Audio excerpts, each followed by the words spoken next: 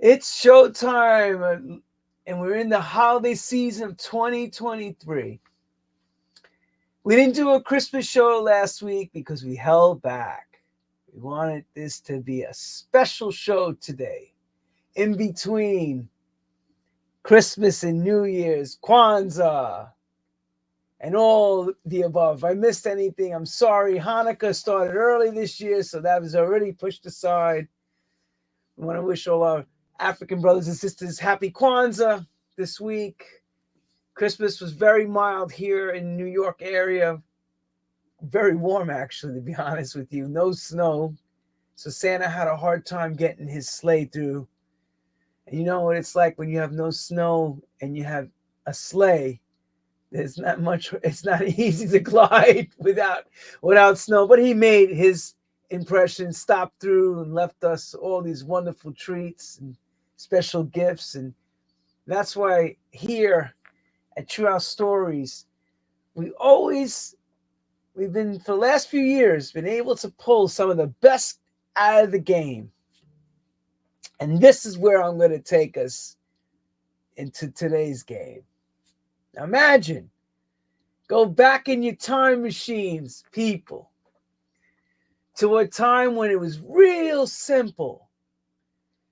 4 or 5 television stations, maybe 6 FM stations, maybe 6. FM just started to get on.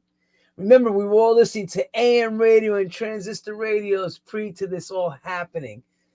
So when these guys, who one of them I'm going to bring up, came on the scene with the Gangsta Lean, changed the game as we know it. And they didn't realize that they were writing the rules.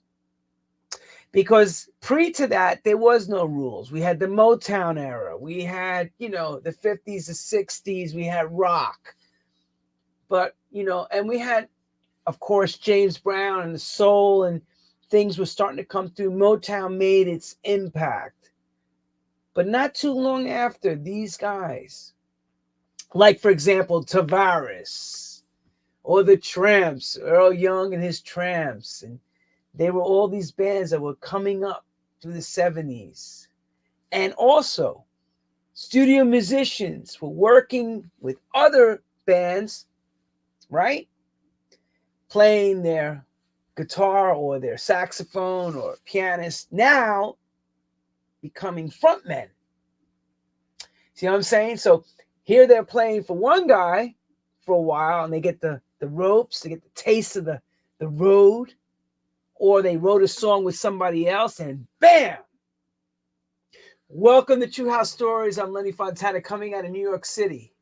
And today, we take it from Europe back to America, Boston, and the world to get this amazing artist, saxophone player, musician, writer, producer, choreographer, you name it. Writer, session player, all the above, and still doing it today. Okay? And his songs are still played as they were played back then through the 70s, even now. And Lord knows how many records he's also on because of his saxophone work and session time that he did with a lot of musicians. And he'll tell you about that in a second when I bring him up. Handsome as ever. Still doing it stronger, better than ever. Casablanca recording artist. Also worked with Elton John and many, many major artists from Europe and the UK and America. I'd like to welcome to the show, right here on True House Stories, Leroy Gómez from Santa Esmeralda. Oh my God, now how am I going to follow up with that? That's Lenny, thank you. So nice to be here with you. I really like the way you put that in a nutshell about the era and the time. I know you're doing this like on the wing and you're just letting it all come out, but that was a great introduction. Thank you. You're welcome. Thank you. And thank you for agreeing. Everyone, you have to understand something. We've been months talking back and forth. Come on, do the show. Check out the show. All right, maybe. I don't know. Yeah, I'll do the show. And then finally was like, you know what? I really want you during the holidays because this is something special for people to hear. People like yourself, Leroy, who, you know, You're My Everything, for example. How many weddings that song has? My sister, when she got married, was her wedding song, for example. So Wow. it's fresh. Like I could just say it from experience. Wow. Many, many, many people have played your music for decades. And in Europe, even more so than America, when disco went underground here, it was still championed overseas. And you stood in Europe through the whole thing. But we'll let you tell that story. Actually, to that whole thing, I was in LA sitting by the pool. What happened when There was a moment there where when I they got burned lazy. disco, when they I did got the really lazy for like about 12 years. I was like, yeah, this is nice. California dreaming. I did that. But I don't know how to get to that point. I think we should start from the beginning somewhere Let's along. start from the tippity top as a young kid. Oh, yeah. And it's important because we know that you're a musician and writer and everything. It's like, but how do you get to that point? Where does either music find you or you find the music? Well, this is funny because like I come back to the States last couple of years, November, December, January, February, to stay with my mom. So I'm home in my bedroom, as my childhood environment. So we can go right back to that point if you'd like. Let's go right there. All right. Well, here I am. I think I was 12 years old, a little dyslexic. And in school, I mean, when he went up to the chalkboard, I couldn't see. I was seeing things backwards. So I wasn't doing that well in school. So one of my teachers, got my mom and dad at one of these school meetings said, he gets in the back. He doesn't want to talk. He doesn't want to raise his hand. I mean, he seems to be very shy. What's his problem?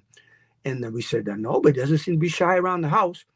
But, as I'm looking back, the dyslexia was like, keeping me in my own little world. So he said, well, maybe we should get him an instrument to play. And I wanted to play the guitar, but we didn't have a guitar. In the school, we had like, horns and trumpets and all these things. And so they got me a saxophone. And I got my saxophone the very first day, couldn't play a peep on it, and ran over to my best friend, David Cardozo, who was like 3 years older than me. They could play the guitar, could sing. I mean, he was like my idol. And I went over to his house, and for like 2 years, we're in his cellar. I mean, the first thing I was, I mean, in about 2 years, I was playing pretty heavy because we did it every day. I'm talking about we did it 2-3 hours a day. I mean, after football practice, after basketball, we'd be over there. His mother, God bless her. I mean, I don't know how she did it, but every day we practiced. And the next thing I know, we're doing, high school hops and all that stuff until Tavares came around. But don't let me go running off at the mouth because I will. No, I want to hear this. No, this is really interesting. So basically, when you first started, you weren't David Sanborn yet. You were just like, oh yeah. Oh, my brother used to breaking the reed. Oh yeah, eating. I mean, my brother would, but I was dedicated. I found something that I could do without looking. It was like ear. My ear became very, very sensitive because of the fact that with having dyslexia, I don't know if people Let's explain that. Explain what people have heard this and this and funny enough, everyone, dyslexia is a condition that a lot of musicians that we know have. For whatever reason, it does very well for musicians. How does that work? What's happening when you're looking at something? What's going on? Even today, I have to pay attention because I get letters and numbers backwards. If I want to remember something, I have to say it. I have to say it, read it, say it, and then through my ear it connects. So it's like a lifetime thing that you go through because you can't get rid of it, but you learn how to live with it. You adapt to it. And a lot of kids, I mean, now they know, but back in my day, it was, my dad used to say, "Is this kid stupid or what?" You know, but that was his, you know, that was the old folks. That's the way that, you know, they looked at it, because they figured, I mean, Yeah, but see now in if you those, can't, if you're looking at it backwards, you must be doing something. dude, the 50s, the 60s, the 70s, even the 80s, they didn't have nobody in the schools to pick up Mm, on any of that stuff. You're on your own. yeah. Yeah. So to make a long story short, I realized that I was, you know, pretty good. And at the age of like, well, by the time I was it 12, 13, 14, 15, we had this little band called the Highlights with David Carosa, who was 3 years older than me. I mean, this kid could sing, play the guitar. I mean, and my dad got a kick out of it because all of a sudden the stupid kid could do something really good, you know. So he was like chaperoning. He bought a little truck just for us, you know, so we could carry our equipment and he'd go to all the gigs and we'd go out there and we'd do our little, you know, Saturday night hops and stuff. We worked in these old places. I mean, these old bars and stuff. I remember one time this place was so old, the floor was like falling through. They used to have the people dance in shifts. This side of the room would dance one song, and then they'd have to sit down, and then the other side of the room would have to go dance. If not, the floor would, you know, come through. It's like, it was crazy. But so my dad was, you know, sitting there at the bar, you know, chaperoning and screaming, you know, play that song, son. What you want, Dad? Watermelon Man. Do, do, do, do, do, do. Watermelon Man. I don't know if you can remember. We're going way back. Hell yeah, going way Mm, back. yeah. That was the next question I was going to really ask you. What was this band covering? Well, you know, we're doing covers, you know, Motown, you know, but then I mean, we are going, I mean, there was Motown. This was even before the Philly sound came out. Um, uh, I mean, of course, James Brown. I mean, come on. James Brown even came to my little town and worked up the street. This is way back, you know, in the 60s. I remember James Brown came to like a bar where he was, you know, before he started coming out with uh, Cold Sweat and all that stuff. That before that came out, he was like, you know, everybody else, man. He was like, you know, coming up through the ranks. And then all of a sudden he hit, you know. But I mean, all the James Brown. I mean, Maceo Parker. I mean, he gave me showed me the light. I mean, I'd sit there in my room for hours, you know, trying to get his licks. Maceo Parker's one of, you know, and he's still doing it today too. He's amazing. And the thing about it was, everyone back then on radio, before rock and roll really started to take over, was more jazz influence, very jazz. Yeah, yeah, yeah. Very. Well, that was a whole other element because if your chops are up where you could play some jazz, you know, but then I mean, I went to Berkeley School of Music, and a lot of these guys were playing jazz and they were doing all this stuff. But I mean, they didn't make the success because they up on their high horse. You know, they didn't want to come down and play music that people can understand because you know it's jazz is I'm not going to say it's like from outer space in a way. I mean, you got to be able to get those chops and you just improvise on everything. I mean, I can remember playing some gigs in Europe in some clubs before I had my hit, and I remember I was in Geneva playing in a popular club there with a band called Tyrone Scott and Truth, and I'm playing the alto, but for him that was him, man. Man, why are you playing this jazz, man? We want to hear some disco. But I mean, I'd get up there and I'd be soloing, But But that's just the way it was, back when you were a kid, that was what was around you. I mean, and of course, with that kind of talent, you have to think in your mind, if it can at least get halfway there, I'm going to be good. Because these guys, like Coltrane, they were like, oh yeah, yo, Duke Ellington, oh man, Count Basie. oh yeah. This All is the creme. This is like, yo, look at the creme that I'm talking, right? At that level of height that you have to think, well, yeah. this is what we want to aspire to. Or Oh yeah, Coltrane. I mean, Bird. I mean, you these go guys that were like route. our idols. I mean, we'd dibble and dabble, but then I mean, you'd have to be a lot more dedicated. These were dedicated musicians. I mean, I'm talking about paying your dues and woodshedding, man, these guys were like 6, 7 hours a day. Yeah. I mean, I had to have some time to chase the girls. I mean, come on. That's true. Well, that's the thing. You get to a point, that horn don't sound so good anymore as good as a woman sounds. Let's get back to music because I can get funny. Ain't nothing fine like a good time. Yeah. But well, I mean, when you're a kid, I mean, that's part of the Oh, well, here, wait a minute. But wait a minute.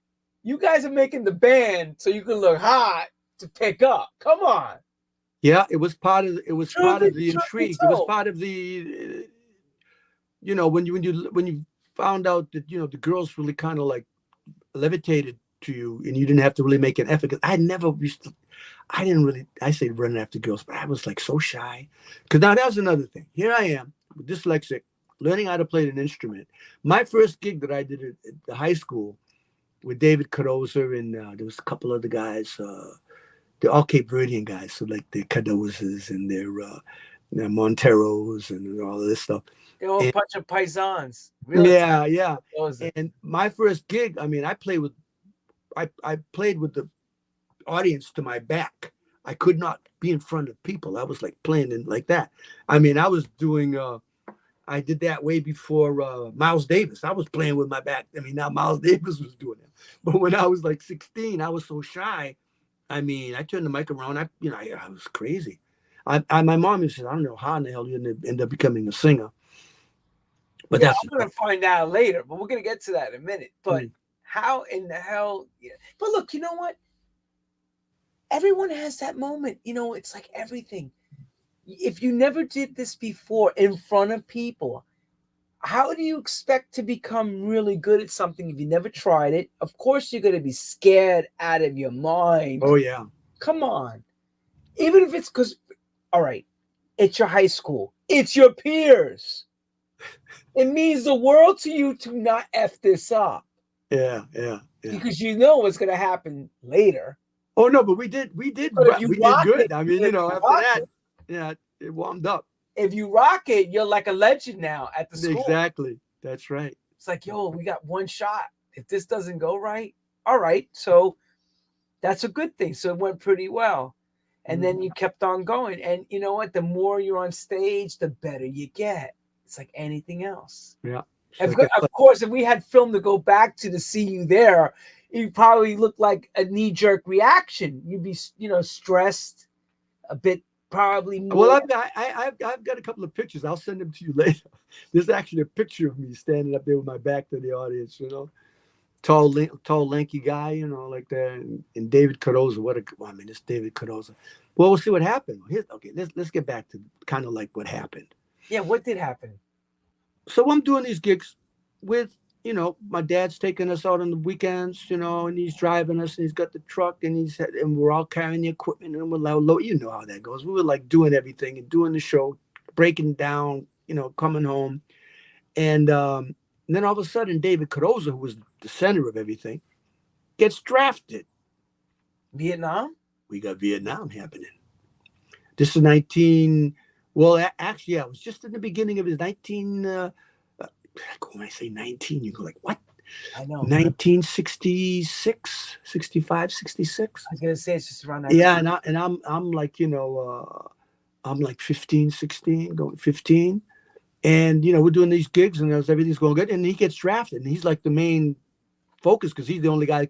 I was doing background stuff and playing saxophone, but I had no idea that I was ever going to be a singer. And so when he went off, at that same time, Chubby was with, at those days, it wasn't even Tavares, it was Chubby and the Turnpikes. All right. Now they were Chubby and the Turnpikes, and they were like already had a couple of things happening. They had a single that was out. I think it was Check It Out, it was called.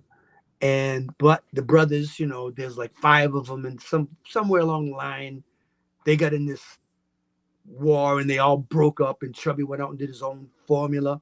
And of course, he was looking for a saxophone player, and he had seen some things that I did. So he called me in. So I was playing with Chubby, playing saxophone behind him. And this went off about 6 months. It wasn't long, 6, 7 months.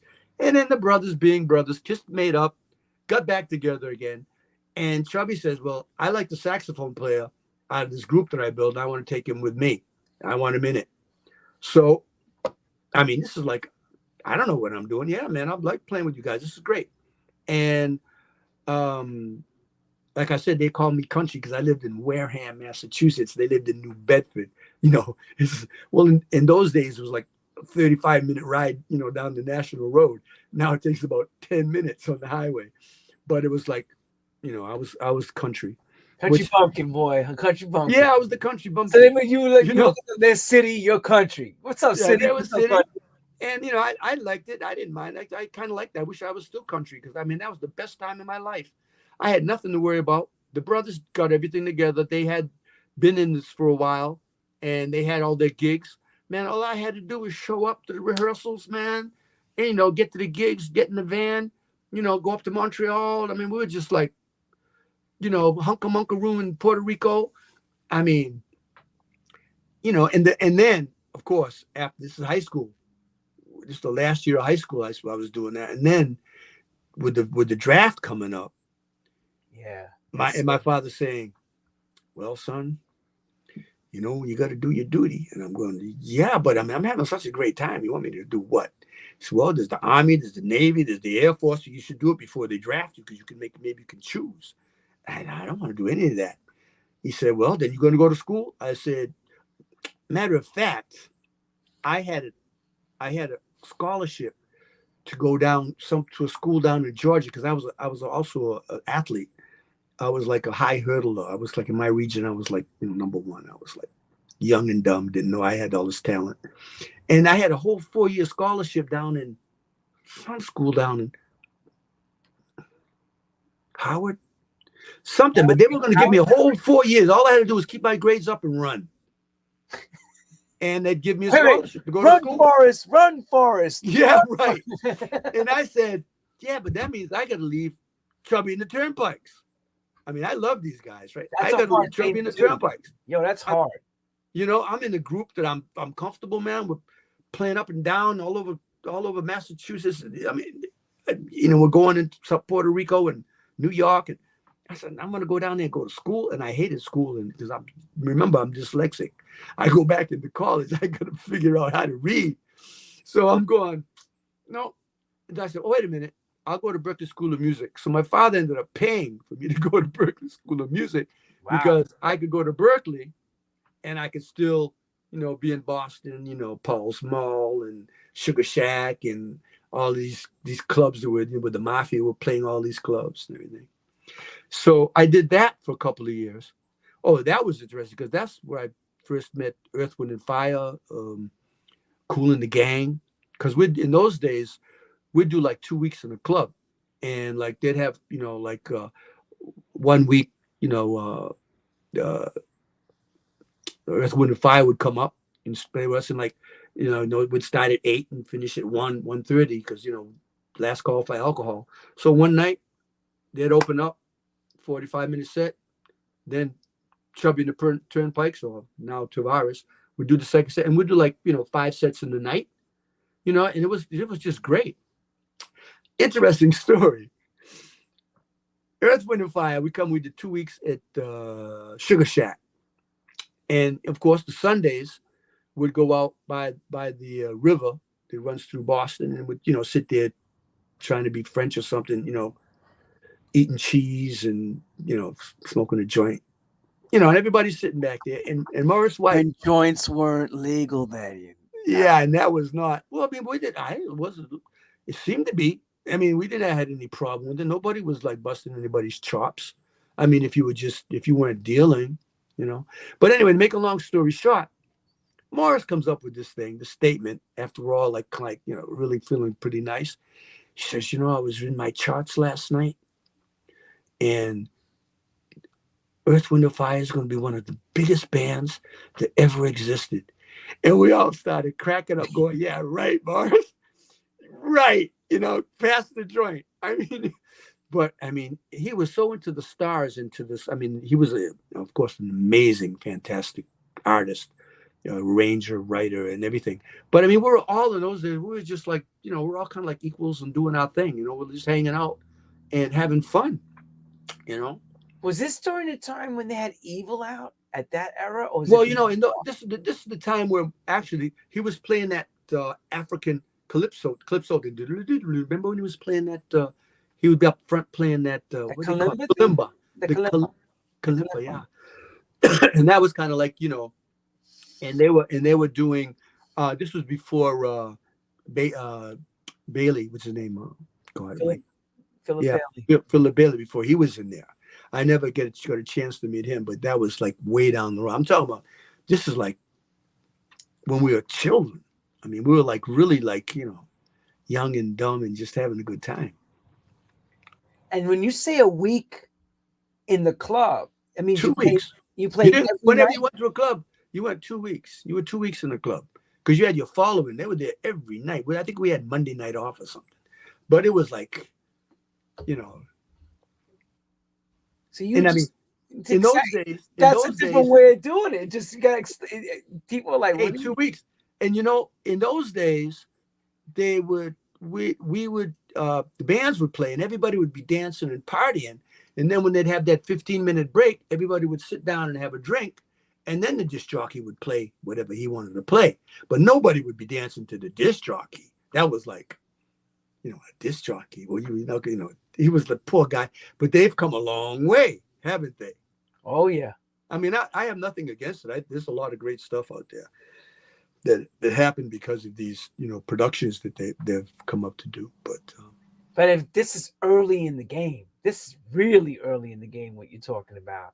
Oh, yeah, 2 weeks. 1970, 71, you're talking like really early in the game. I mean, and working in these mafia clubs in Boston was like really, this was serious stuff.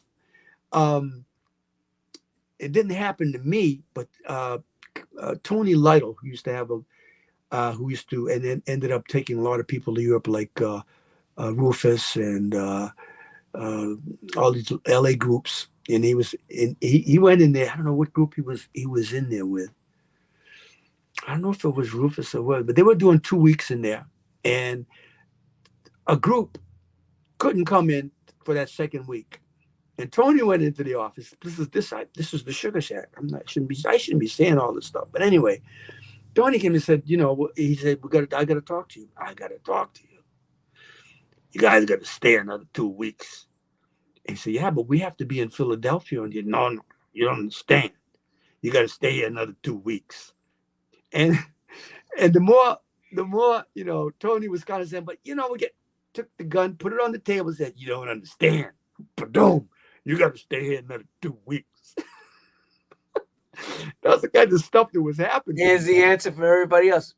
I guess we're all staying another 2 weeks. That's right. Guess what, guys? We're staying here another 2 weeks. What? You guys, I got to tell the other guys, what do you mean we're staying here another 2 weeks? We're staying here another 2 weeks. You don't understand why. Yeah. Dealt with Tony Little. Yeah. Crazy. He wasn't playing. He pulled out a piece. Mm-mm. Right. But anyway, so where were we? Let's get back on track here. So all of these stories, like all of these things. Well, these are part of it. This gets you, has to bring you to where you go, because this is all part of your life. You're inside all this. Okay, so I mean, we're doing this, like I said, working with other great artists, not realizing how great these artists were at the time, because everybody was kind of like in the same boat, having, hits, not the big deal, but, doing that. So Butch falls in love with Lola Falana, and they get married. She was all over the TV in those days. All over Lola. Oh, those eyes, no, everything was beautiful, but I mean, she was hot. Great number, Lola Falana. Yeah. And so what happened was that she had some things happening in Italy, because she had a couple of singles out that she had sang in Italian and everything. So, I mean, because I think she was, with Sammy Davis Jr. in Las Vegas now. So she was like, had a little career going on over there. So they wanted her to go do a month tour. And of course, she wants Tavares, Chubby and the Turnpikes, to go back her up, do it, open up act, and back her up through her tour, so that she could have the best of both worlds. She could have her husband just got married, and go on the tour with her. So anyway, we go over to we land in Milano, and we start working for a guy named Doug Folks, who was at that time had a couple of Italian groups, and later on was bringing in Barry White and all these big groups. But anyway, make a long story shorter because it could get very long. So we do a month in Italy, which was grueling because we weren't really used to getting to it. We're used to doing those 2 weeks here and 2 weeks there. And they had us on a bus going from piazzas to piazza in the middle of nowhere, up in the mountains and down in the hills by the sea. And every other day or every day, we'd be in a different place. And the worst part about it was the band was in the bus, and Butch and Lola were in the Mercedes. Going, and we'd follow them, and they'd follow us, or didn't meet us up where we were supposed to be. And it got kind of tiresome after a while because we were used to having not just being in a hotel every other night. It's the first time I've ever been really on the road, and not in Italy, you didn't have any action. There was no the Italian girls weren't going to kiss you on the cheek, So there was a lot of tension going on. I mean, I can remember Puddin in the bus making advances at Lola's secretary, and I was like being gallant. We ended up having a fight. I mean, it was crazy, but Puddin was the bass player. He used to be. They used to work with the Blue Notes way back when. Puddin and Hank. And we stole them from the Blue Notes to come play with us. But, wow. So anyway, so we go to make a long story. Let's get it.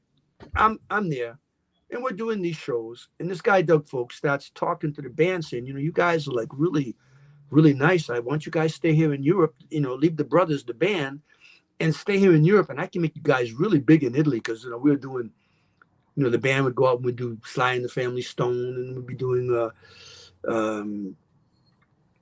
Shotgun. I mean, we're doing all of these things that were like really, fun. Popular tunes all over the place. Yeah, right. And the guitar player could do Jimi Hendrix like it was crazy, So we were doing Sly and the Family Stone, Jimi Hendrix, like 3 or 4 songs before the brothers would come out doing 3 or 4 songs. I mean, we had like a 3-hour show that we were doing, and so he's talking to the band. Why don't you guys stay? And the guys are going, yeah, let's stay, man. Let's do it. Let's do it.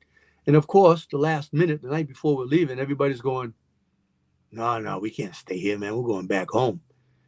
And I'm thinking about it. So finally, when we finally get to get on the plane and everybody's giving their passports, I said, you know what, guys, I'm staying here. And everybody got on the plane and they said, oh man, country, we're going to see you in Montreal. You got 2 weeks, man. Enjoy, blow off your steam. You got 2 weeks. And the worst part about it, I only had $200 in my pocket. Right. So that's a big decision to make with no cash. I mean, I had no cash. Real I had cash. no cash because the gigs weren't doing that. I mean, the gigs were doing good, but there was some type of a stipulation where they were putting us in bad hotels. And the brother said, I don't care. We'll pay for our hotels ourselves. They went in all this thing. So we had nicer hotels. But that meant the payday at the end of a month was like, I mean, that's what I was making a week back home. And it was like, okay. So, but I was kind of like leaning on Doug because I'm going, okay, we're in Milano. And I went back to Cannes with Doug. And then I stayed there for like 4 or 5 days. And a couple of his acts were coming. And I felt like he was going to take me and get rid of his other acts. I was stupid. He was going to try to keep everybody working. I said, Doug, I don't know. I think I got to get to England. I got to get to England. I can't speak these languages. Couldn't speak Italian. Forget French. I got to get to England. That was in my brain. Get to England, man. I wish I did. I think I would have done better in England. But anyway, to make a long story short, got $200 and paid like a $30 or $40 train ticket to go up to Paris because I'm going to stop in Paris for 1 day. I leave Doug, get the train, get to Paris on a Sunday. And I got to a cab driver that kind of spoke. I said, where can I go where things are happening? So he takes me to Saint-Germain, which was like the spot. Saint-Germain. And I find this hotel for like $50. And I, got there for the night. I walked around a little bit, got up, woke up in the morning. So I'm $75 short of my 200. It's 130, right? But I'm still thinking I'm going to get to London. Little did I know I would have never made it because I didn't have enough money. They would have never let me in. Right. But anyway, so I'm going, all right, I'm going to get up and I'm going to go to the train station. And I'm going to London. And I'm having breakfast. And I hear this guy speaking English. So I start speaking English with him. He says, "What you doing there?" And I told him, I'm a saxophone player. And on my way to London. He says, "You play saxophone?" I said, "Yeah." He says, "This afternoon, I'm doing I do cinema, and there's a cinema, and I have this show that I'm doing. It's like a 45, 50-minute presentation where there's no music, there's no nothing. It's just colors, aerial shots of people walking in the street. It's like an artsy thing. How about you coming and, sitting in the middle of the audience and just playing whatever you see, you play to it." Okay. And I go, "How much does it pay?" He said, $100. I said, "I'll be there." Perfect. So I've got my first gig, so I'm sitting in the audience and just, whatever I see, if it's flashy, I do flashy. If it's quiet, I do. And I did that for 50 minutes and he was happy, gave me my money. And I'm going, well, no, it's 5:00 in the afternoon. I guess I'm leaving. I'm going to stay another day, another $50. And I guess I'm going to have to go tomorrow, but I'm still up. I paid $50. I got another 50. So I'm back to like 180 now because it's, it's working out. So I go back to my hotel. I said, let me go see what else going on in Saint-Germain. And I'm walking down the street. Now, this is where it gets crazy. I'm walking down the street and I see this brother sitting on a car, literally sitting there. And when I'm walking by, he says, "Hey, you're American, right?" Because I'm thinking he's French. I don't know. I said, "Yeah." He says, "Oh, man, what you doing?" I said, when I kind of explained to him, what I'm doing. I'm on my way to London and everything. He says, "Well, let's go out. These clubs I'm going." Even in those days, it was $20 a drink. I mean, everything was in dollars in my head. It was 100 francs or something but it was like $20. That's expensive, even back then. Yeah, it was like you went to a place. It was 100 francs. It was like $20. Yo, that's expensive even then. Yo, that's expensive. And he said, "No, don't worry about it, man. We'll go to Shaki Pesh, Blue Note. I mean, all these jazz clubs, man. They don't bother you. They let you in if you want to drink. You don't want to drink. They just want to have the parties in there." And then I said, "Yeah, but man, I don't feel good doing that." He said, "Yeah, come on." Next thing I know, he breaks out a joint. I don't drink. Now listen, don't get me wrong. It's okay. I don't do that. I stopped back in 1982. I think it's the last time I smoked. I mean, I got paranoia. But anyway, I don't do that. I haven't done that for years. Oh, but we're talking now, it's early 70s. So this is 1971. I was 21 years old. Yeah, it's a different time. Yeah, I did my 21st birthday up in the mountains in Italy. That's not really mountains. It was mountains for me. It was like they have these hills up there. Funny thing happened there. I took a Fanta and put it in my mouth. A bee stung me on my mouth way up in the middle of nowhere. Thank God I wasn't allergic. 21 on my birthday. But anyway, here I am in Paris. So the guy breaks out this, doobie, and hey, I started feeling like little Jimi Hendrixy, and I'm saying, "Yeah, well, let's go out." And then he said, "What's your name?" And I said, "My name's Leroy." And he says, "My name's Leroy too." And I go, "What?" "Yeah, my name's Leroy." So Leroy was leaving to go to New York next day, and I was Leroy going to go to London. We go out, we go to all these jazz clubs, and I'm talking with musicians, and I'm leaving my telephone number at the hotel where I am, because in those days we didn't have cell phones. If anyone wants to call cell phones, I'm at this hotel. I'm staying here. Yeah, I'm gonna be there for midday if anything's happening, right? Man, I go back to my hotel. It's like 8 o'clock, 9 o'clock in the morning. I'm gonna go to this place where they were selling a baguette. You could get a baguette with French fries in it. If you had to pay a little bit more, you could put a sausage in it, or you could put different types of meats in it, and with mustard because they didn't do ketchup. And that was like a great, great meal. So I went and got a sandwich with French fries, which I still love today. There's nothing better than a sandwich with just French fries in it. But anyway, so I'm sitting there literally on the street with my bell-bottom pants, and this guy comes walking across the intersection wearing a suit jacket, red, green, yellow, black, red, green. It was all striped, right? Cowboy necklace, cowboy scarf around his neck, Converse shoes with holes in them, and a pair of jeans. And he walks up and he says, "Hey, mate, my name's Hugo, and I saw you last night at the Blue Note." And he's got this thick Cockney accent, right? And he spoke English, so that was great. I just loved it. I could speak with someone with English. Sure. And anyway, to make a long story short, Hugo says, "You don't want to go to London. You want to stay here, man. I'm going tonight. I'm going out in the country at this farm where there's like a bunch of musicians, and they're playing all of these marimbas and African things and all that. And you can stay there. All you have to do is pay for your food. Where we put money in the pot. And the only rule is you don't mess with their women." I said, "I can do that." So I ended up going 2 weeks out in the country, man, with just, bunch of hippies out there, right? Doing the French, because this is the time of hair. Right. All right. So everybody wanted to be a hippie. And in matter of fact, I'm telling Hugo, man, I got to go because I'm going to London. He says, "No, man, you got to stay because hair is breaking up, and we're going to take the band that's playing behind them, and we're going to make a band, and we're going to be working." And I'm going, "Man, you serious?" He says, "Yeah, we're going to make a long story short." So I ended up getting involved with the hair and all these.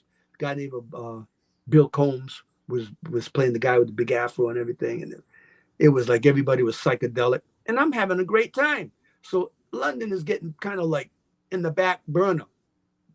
Next thing I know, there's the band doing the gigs on the weekend, and I'm sitting in, and then we put the band together, and then we end up having a house outside of Paris, and London was a long way away, which brings me to another point.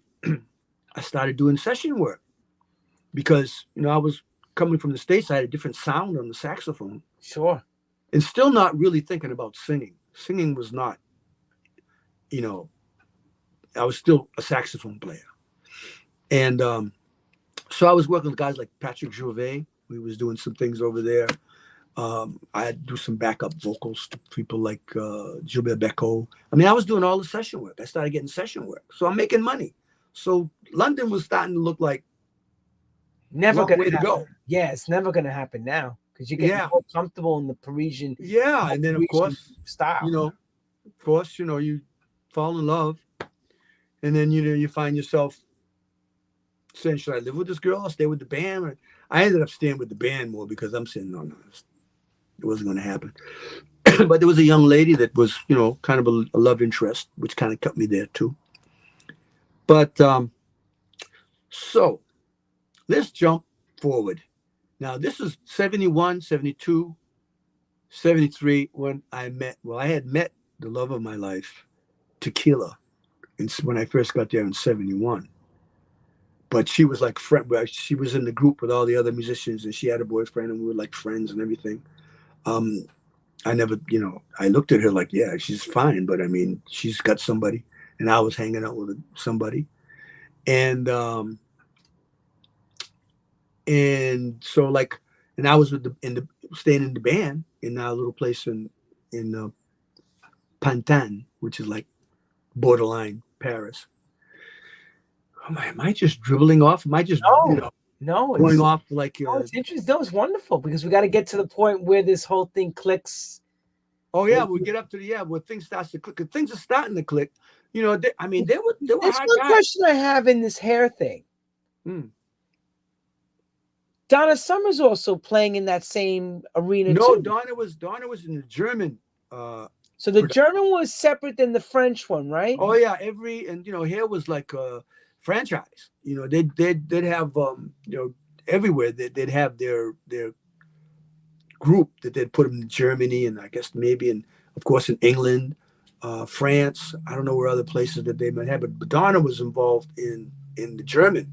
So we're going in through the same thing. And she's from Springfield, which is 2 hours from where I was brought up. Right. That's You what know. I'm saying, because I'm listening to the story and I'm going, Donna also was in her own way dealing with doing similar things from a vocalist standpoint, Yeah, actor, yeah, artist.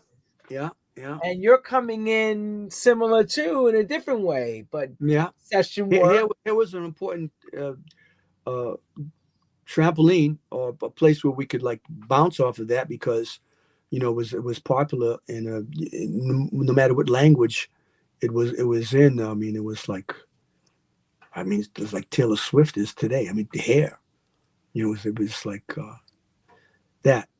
But back to the drawing board. So here I am doing some gigs. If shit got bad, excuse me for the language, but if things got like shaky, man, because I mean, there's one time I was living with this young lady.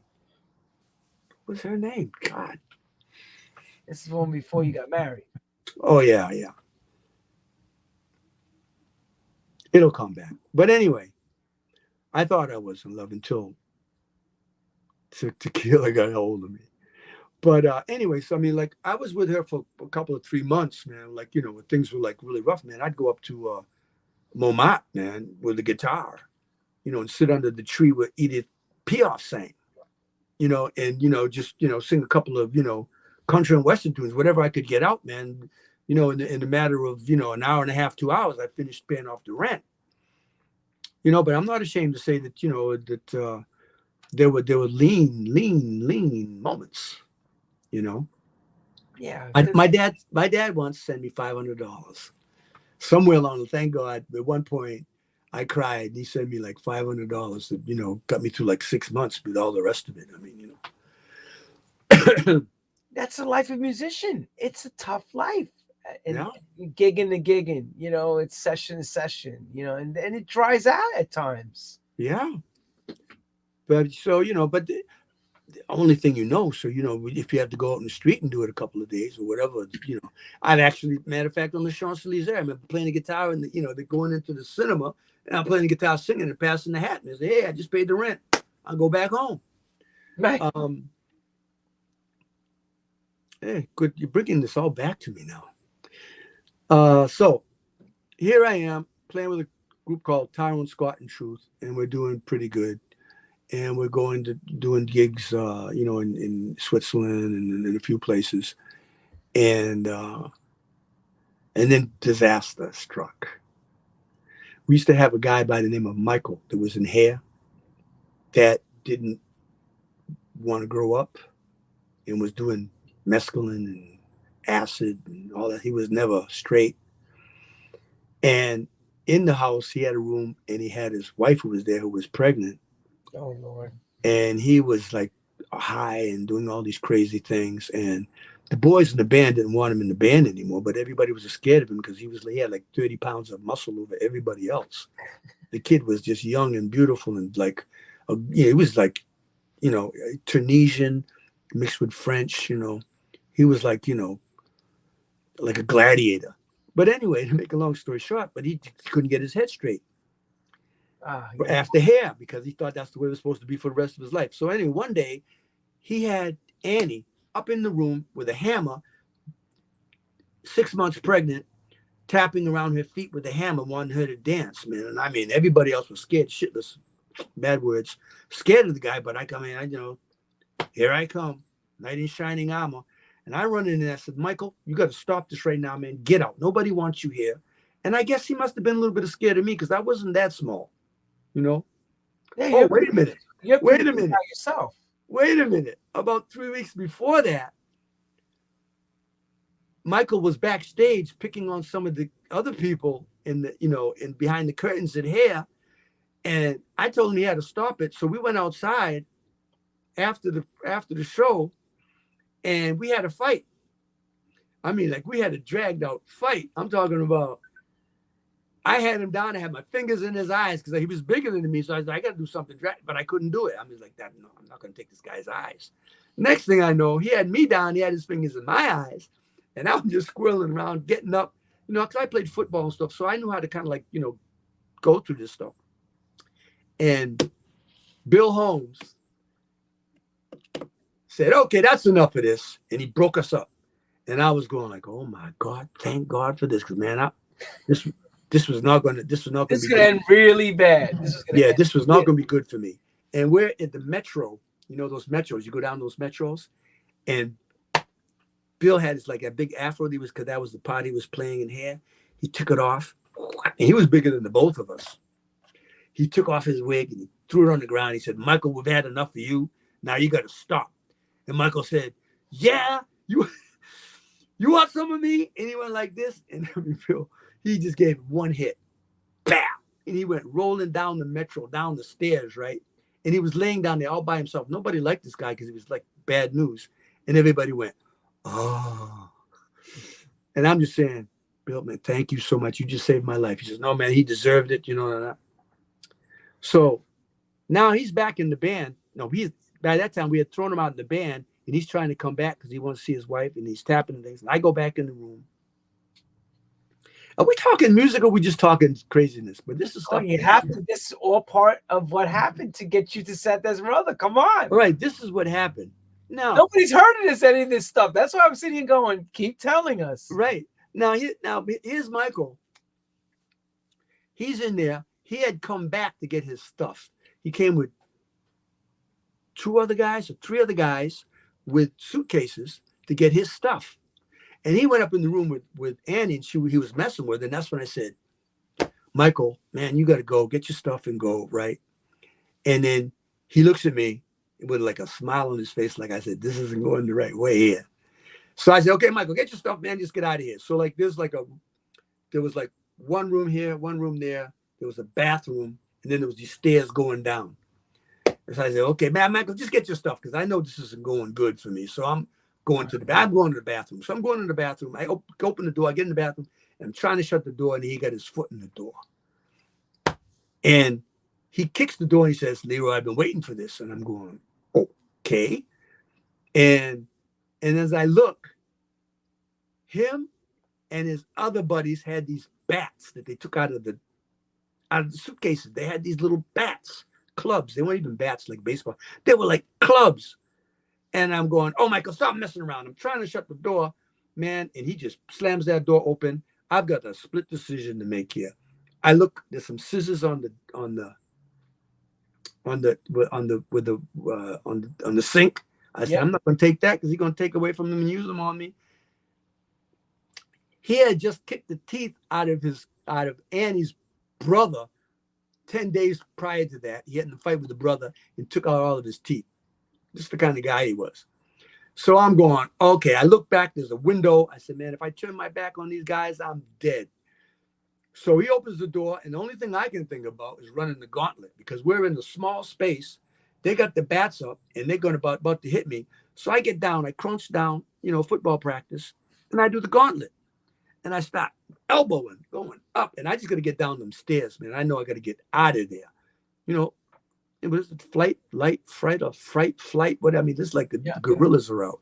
So I'm down there doing this, and they can only hit me on my shoulders, and I'm doing this, and I'm hitting them in the legs and the balls. I'm just get out of there. So I got to go through them to get out of this.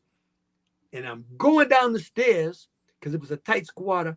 And on the way down, somebody hits me right on the top of my head, and I'm getting a little dizzy, but I'm going down. But luckily, I was on a downstroke, so kind of the whole, the impact wasn't that bad. It was bad enough, but I got to get out of there. So I'm going down the stairs. I'm at 100 miles an hour, and I get down the bottom of the stairs, and all the guys in the band are up against the wall like this. And I'm sitting there, nobody's going to help me here. Oh, I go out the door. This is like 7-foot gate behind the thing. I straddle that thing, and I'm straddling it with between my legs. Now this is the winter time. Okay, I had a jumpsuit on, and I was barefoot, and it was snowing, and I'm standing up on the top of that thing, and Michael's down on the come out because they're right behind me. He says, "Get down here, Leroy." I said, "You got to be kidding me, man!" I jump over the thing, barefoot in the snow, and I'm running down the street, and the door they couldn't get the door open, so that gave me a little bit of leadway here. I had 10 seconds on it. So I'm running down the street, and there's this little, I guess it was It was a little smaller car coming down the street. Right. Man, I just run up to this guy. This guy hits his brakes. He's sliding in the snow. I land on his hood like this. And he's going in French. I'm going, da, da, da, da, da, man. I open the door and I'm getting in the car and he's trying to get me out of the car. And I'm pointing them, look what's coming, buddy. And when he sees these guys coming with the bats, man, he just drives right through them, right? And he takes me to the police station. So here I am at the police station, barefoot in the snow, trying to explain in French what's going on, right? And that's the first time I've been in a police station where the guys are drinking beer. I mean, this is France, right? To make a long story shorter than that, that's when I went back to the band and I said, no, I'm sorry. No, I stayed with them for a little bit because here comes Elton John. I stayed with them for a little bit more, a couple of weeks. And this is another crazy story because I play a little guitar. And I was sitting on a Fender guitar, the amp, with a beautiful Fender guitar, Bob Love, who had this beautiful Fender, and I was playing the song. And I was learning the chords too. It's a little bit funny, this feeling inside. I'm not one of those who can easily. I'm learning the chords, right? And I'm trying to learn the song. And the phone rings in the kitchen.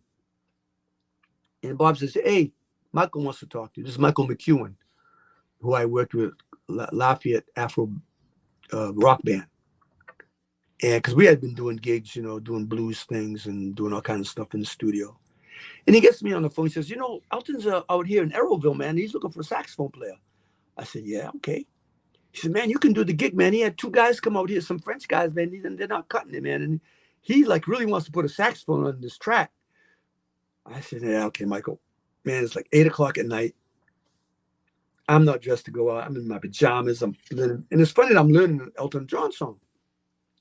I hang up on Michael and I go back to learning the song.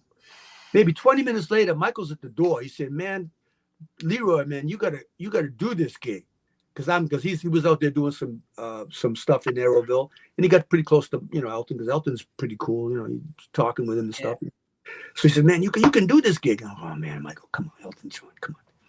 Make a long story short, he drags me to this van. He had this Ford, this big guzzling Ford van that he sometimes had to live out of. And I said, but Michael, man, you sure? He said, come on. So he takes me to the cafe. I had a couple of Pelforths. I don't know if you ever had a Pelforth, a brown beer. I had 2 of those. And after that, yeah, I'm ready. So we drive out to Arrowville. It's about 45-minute ride from Paris, 45, maybe an hour. Mm-hmm. And by the time we get there, it's midnight. Okay. So the offices are closed. Everything's closed. So we go up through the back way because Elton was upstairs in the in Studio B, sweetening things, putting on some background vocals, piano, and all that stuff. So we get up and we're walking up the stairs, and the red light's on. So we know we can't go in. And you can hear faintly in the background Elton going, on the ground, la, la, la. I'm going, what the hell is this shit? Because you can hear the music. You just hear him doing the sweetening on the top of it, right? And he's doing that for about half an hour. And I'm going, okay, man, all right. But I mean, he's dropping the tracks, and these guys were like the top. I mean, he had his whole crew in there. So anyway, red light goes out. Michael opens up the door, and I come in behind Michael, and he says, Elton, I got your saxophone player. Elton's at the piano. Okay. And Elton says, oh, you found somebody? He said, yeah. Well, he didn't say it like that because he had that I can't do an English accent. Hey, Mike, you found somebody? Yeah. And he says, what's your name? I go, Leroy. No. We get a little introduction there at the piano. And Elton looks up into the booth, says, shut everything down and bring up this track called Social Disease. And we're going to lay down a saxophone. He had 2 tracks that I did, but Social Disease was one of it. And once we beat that barrier, it became just musician to musician. You listen to the track, you lay it down where he wanted it. And we passed a great night. We stayed through the whole night with them while they were recording. And we got up in the morning and went out and had some croissants and everything in the yard out there. Right. talking with everybody, man. It was great because I mean, Elton had all these sweet cars, man. You know, and this first time I saw cars with the wheel on the wrong side of the car. You know, these beautiful Mercedes and all that stuff. You know, and so we're talking, and then everybody was saying like, you know, they're gonna go to bed. Says, yeah, we're going back to Paris, and so we're telling everybody goodbye. And I turned my back, and Elton says, well, don't you want to get paid? I said, damn, that's right. And he said, well, how much I owe you? And I gave him my going rate that I do for everybody. He says, oh, no. You're worth more than that, and you paid me double. He said, don't sell yourself short, man. As it comes to that COVID. I definitely can't sing. Not with this cough. No, we're getting the inside scoop though. Yeah, so Elton paid me double scale, you know, which was like, you know, gave me kind of like when I started doing other gigs, I started asking for it. Wasn't always getting it, but I'd get a, you know, scale and a half. You know, once they found out I was playing with Elton, things got a little bit better too. Oh yeah, of course. It's like, yo, you played with Elton John? Yeah. Oh, So here we are. Let's get back to the meat because you want to know what happened. How did Santa Esmeralda stuff happen, right? well, I think everybody likes to know that, but I'm glad we got the inside scoop of the session work because that's an important part to the journey. Yeah. So like I said, I was living off that, you know, doing gigs and playing with different groups of who was that rocker? I mean, I was doing rock and roll gigs. American or English? An English guy. He ended up going crazy. Another one that got off on psychedelic stuff, man. That didn't come back. What was his name? He was like Trying to think. Elvis Presley kind of not in Presley. He was a rock and roller. Like he'd come out dressed in black and everything. And half the time he was so high. I remember one gig I did, I ended up doing the show, you know, because it was all rock and roll, you know. So I'd go up there even if I didn't know the words. It was all the French people didn't know. And we'd do. And he was so high one night, I ended up having to take the mic away from him and singing this, finishing the gig. What was his name? Do you remember any of the songs?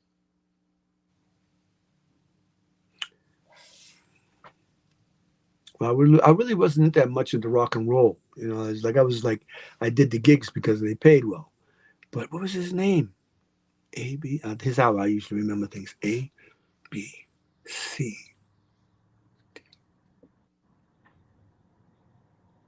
It started with an R. Anyway. I can't say Robert Plant from the No. It wasn't any of that. But you know, way back in those days, I had a friend, and his name is F.R. David, who ended up doing a thing called Words, which did very well in the 80s. But he had a little recording studio. And there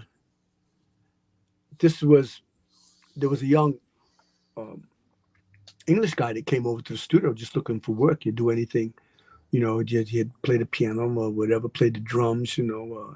He just wanted a gig, and there was no room for him. But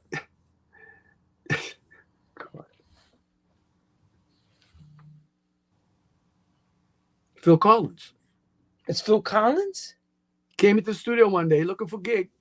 He was coming out of England, and he actually came and said, you know, came in the studio. He said, you know, I play the drums and I sing and I do all this stuff, you know. And we said, well, you know, we got our team is kind of there, you know. And then we talked a little bit, and then he took off. But this was like before he did put the group together with was it Genesis? Yep. Yeah, just crazy. There's a lot of crazy stuff going on. I mean, you bump into people, you know. A lot of things are basically beginning at that time. Yeah. And the sound is beginning. The change is beginning. There's a lot of things that were happening at that time. Yeah, it was on the cusp. You know, the 71, 72, 73, you know. So, Linda. Girl was named Linda. Little blonde-haired, blue-eyed thing. She had me going crazy, but then Tequila, we were friends, and then we did a gig in Beirut, and then one thing led to another, and I fell in love. It was like there was nothing I could see with Tequila. She was on the part of Santa Esmeralda because she was my inspiration from then on in. And Is that Tequila. That's Tequila. She passed away in 2005. That's my baby. That's Tequila, the love of my life. And this is when we just started with Santa Esmeralda. I was 27. You know, I think she's a little older. She's like 28 or 29. And that's the girl. God, That's the girl on the cover. That's the girl on the cover of the record too, right? No, the one that they did, because see that we had the European version, and then we had the aftermath of the breakup, where they saw that they were breaking up with me. Wait. So wait. All right, let's go back. Let's first see how I got the gig. So Phil Collins is Yeah. hanging out. You're getting around him. Yeah. And you're the American guy in working Paris. with guys like Patrick Jouvet, and there was a couple of other guys that are still doing well. Theo Van Ness too, was it? Was it Theo Van Ness you worked with? No. But have you ever heard of Rock Collection? Laurent Voulzy, who's a French guy that did a thing called Rock Collection, where he took all of the rock and roll songs and he put it all together, and then a little interlude where he wrote something, and he made a very big hit. But working in the studio, and then if Robert, F.R. David, I was working with all these guys. And Don Ray, in the studio doing things with Don Ray. But as a sideman coming in, 3-hour session, maybe we might work into a 2-hour session. I mean, a 6-hour session, whatever. And, those are, they were hits. Get you hit them, hit and run, get your money and run. And Don Ray in 72, 73, I mean, we were like good friends with Tequila and Mara, his wife at the time, who passed away also. That was another bad story, but they were very good friends. So that got me to meet Don Ray, and we were like hanging out, at the house, as children, and, and doing some gigs on once in a while here and there, but there was no thing like we're going to put anything together, So now we're talking December 1976. I'm over some friend's house, and there's this guy by the name of Sam Schweika. And Sam was Spanish. He was Spanish Jew, okay? And his family came from a town called Schweika, which I learned later because I bought a house about 45 minutes from there in Spain years later. But anyway, Sam was one of these, he worked at one of the radio stations. There was only 2 of them anyway, 2 radio stations. Yeah. And he worked at, I don't know which one, but he worked at one of them, classifying the records and putting them in order for the DJs when they would come. So we're sitting, because we're all just hanging out. And we're sitting over some friend's house, and he takes out the guitar. And he starts playing Don't Let Me Be Misunderstood in a very bad flamenco way and trying to sing it. Very bad. This is in December. And we all thought it was amusing, but, let's move on to something else. Right. January comes around, and I'm sitting at the table with a friend of mine, Marcel, who was a psychic, who I never asked her anything, because she was just somebody we had fun, go to Saint-Tropez and do all these things. And she had a beautiful house in Saint-Tropez. I should have known she was good because she was making a lot of money with what she was doing. She was doing all of the diplomats would come and ask her stuff, But she was Marcel. I'm not going to ask her anything. And we're sitting at the table in my house, my little apartment. And she looks at me and she says, Leroy, you've got these 5 stars over your head. Something amazing is going to happen. And I'm going, yeah, what? She says, I don't know, but something is really great is going to happen. About 3 weeks later, I get this phone call from Nicolas Skorsky, who says, yeah, I'm working on a project. By that time, I was speaking pretty good French, and everybody's speaking pidgin English, so we could all, get together. My French was getting better. He says, I'd like you to come in and listen to something. We'd like to have you sing on it. I said, okay. So I go in there, and apparently they had gone to London with Sam Schweika singing Don't Let Me Be Misunderstood to a horrible arrangement, flamenco. And I'm listening to this, and I said, well, this really doesn't tell me anything. And I said, well, he said, well, we're going to do it over again. This is not what we're going to do. We're going to take this idea and we're going to come and we're going to do it here in France. And we're going to go in the studio. And they told me the studio where they were going to do it. I said, it's a good studio. I said, well, who's going to arrange it? And they said, well, his name is Raymond Donez. They called him Don Ray later, but it was Raymond. And he goes, Raymond Donez. I said, Raymond's going to do the arrangements? Okay, well, let's look at the contract. Because, I mean, anything Raymond, because he was starting to work with, this is 76. He was doing things with Claude Francois, doing disco things. And I think it was about the same time he was working with Cerrone. Yep. And I'm going like, oh, if Raymond's doing this, yeah, I'm in. I'm down. Yeah, Raymond's doing it. So I got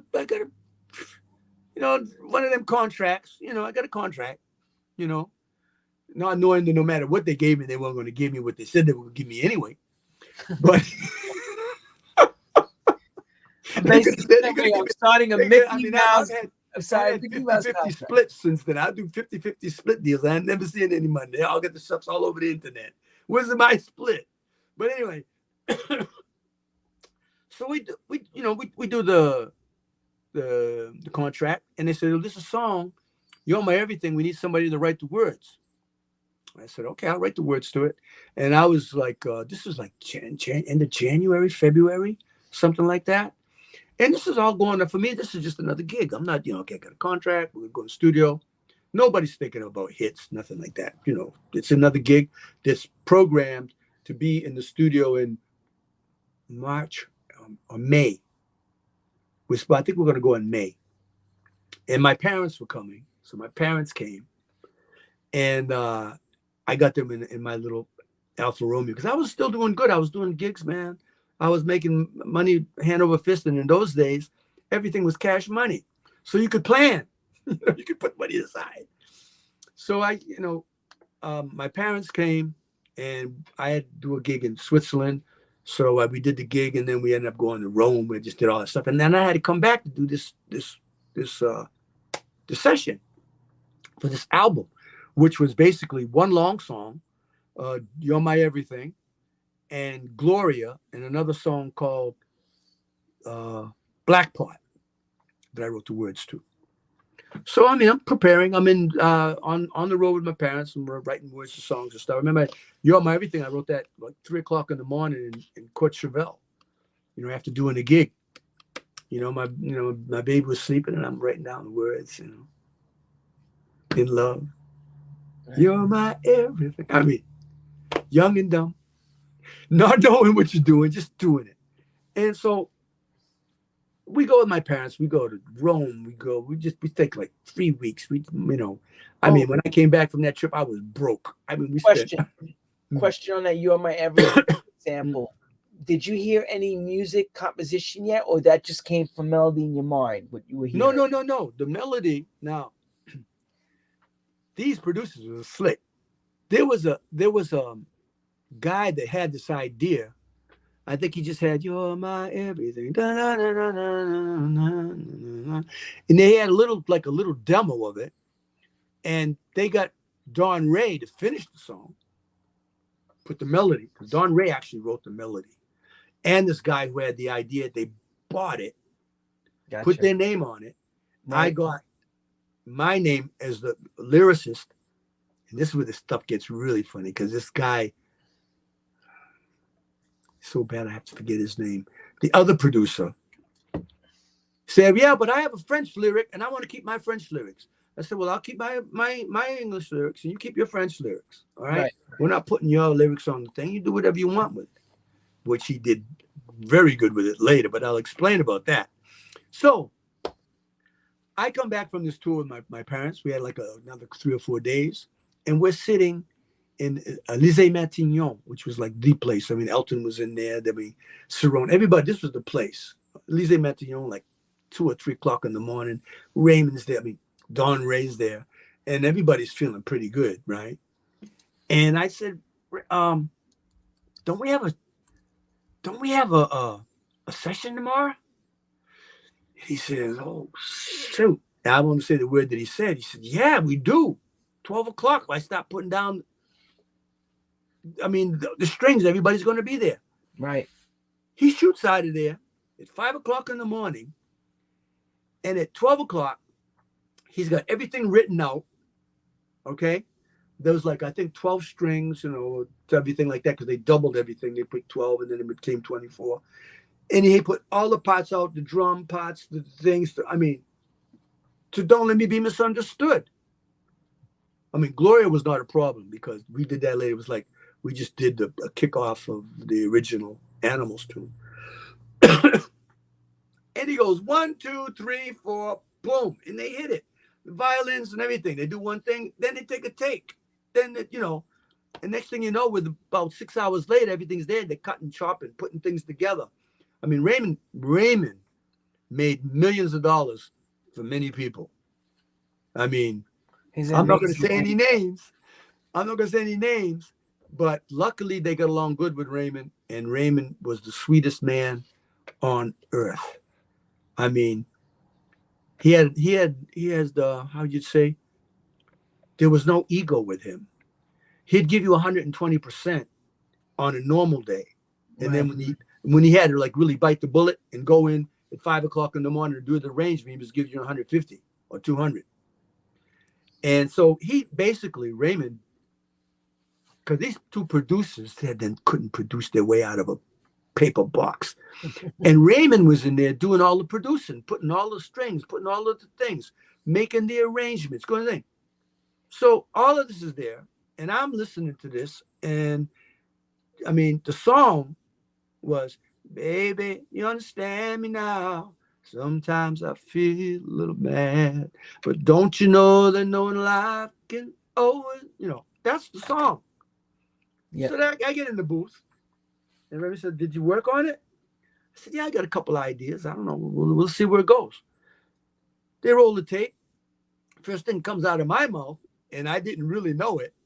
Baby, you understand? Hear me now. Sometimes I feel a little, because I'm getting inspiration from the tracks. You know, there's no way I can go, baby, you understand me now. Sometimes I feel a little mad. That wouldn't have gone nowhere. Is that what they were asking you to do it first? No, they didn't ask me to do nothing. They said, what you got? Because that's just go in there and do your thing. Just go ahead. In those days, it was always like that. I mean, I was good to doing solos on saxophones. They'd listen to the track, and then they'd say, what you got? What do you got? What are you hearing? What you got? Give me something. You know, you're a hit man. You're here to, make a hit. Do it. And so America, make your do your best, America. You know, and it's funny because my parents were there, so like they're up in the booth, and my father's going like, because we were in, what was the name of that studio? It's not even there anymore. Boy, my gray cells. Anyway, the place where Scarano was doing his records as well. No, Scarano was doing a lot of stuff in England. He was in Trident, and I think he might have done Studio Davout. It was Studio Davout. It was like the biggest studio in that time in Paris. And I mean, like, you could put an orchestra in there, 60, 70 pieces. It was like big. And I was down there in the booth, and my father's up in the top, and he's telling my mother, they're doing all of this for him? Yeah, he doesn't understand. Like, what's he doing in this big studio? I mean, they're doing all of this for him. That's father-son rivalry a little bit. They always want you to do good, but they don't want you to really do better than them in a way. That's especially in the Cape Verdean community. You got to like, you're the child, no matter how old you get. Sure. But so anyway, so I go, I start singing, baby, understand me now. Sometimes I feel, I'm just doing it. And I run through the song. And how many takes? That was the warm-up. And then the second one was the take. Done. Okay, thank you. You're like, they say, we see your direction. We like what you're doing. Do it. And that was one take. But I mean, for me, it was no big deal because that's what we did. We didn't want to spend any time. It was like, this was just nobody knew this was going to be a hit. It sounded good. When I got done with it, when I got a copy of the album, I just threw it on the heap of the other albums that I had in the corner that I had done from other things. and was going on my summer tour, doing my regular club dates. Yeah. That was it. But anyway, this gets really funny. So anyway, so I did that, and then there was Gloria, and these are like, I was more rhythm and blues. So when I said, if I'm gonna do Gloria, I have to do it like Jimmy would do it. So I'm gonna tell you about my baby. She come around. She's about 5'4" from her head to the ground. I was thinking Jimi Hendrix. I was like, okay, that's how I did that one. Like Hey Joe. Yeah, like Hey Joe. And of course, You're My Everything. That was just straight up, try to be a crooner. And that was another thing. I just sang the song. I went in there. They got the sound. The sound sounds good, and I sang it because I'm sure I could have sang it better, because there was definitely places where I was probably a little flat. But I mean, nobody was into that. There was no such thing as auto tune. Those blues notes were kind of like the little. Yo, there wasn't notes. even a synthesizer yet. Yeah, blue note. Those little blue notes. That was like that was your lead way. There was the filling notes. You're my everything. Da, da, da, da. I mean, I was crying. I'd go up there and cry. And that was the one take. And then the other song that was on the album, Black Pot. I mean, it was like going 3 hours. I just did my shit. Warmed up, sang them, and that was it. Go on to the next thing. And now, this is May, June. Now, they've got the product after Raymond Dinez did the production.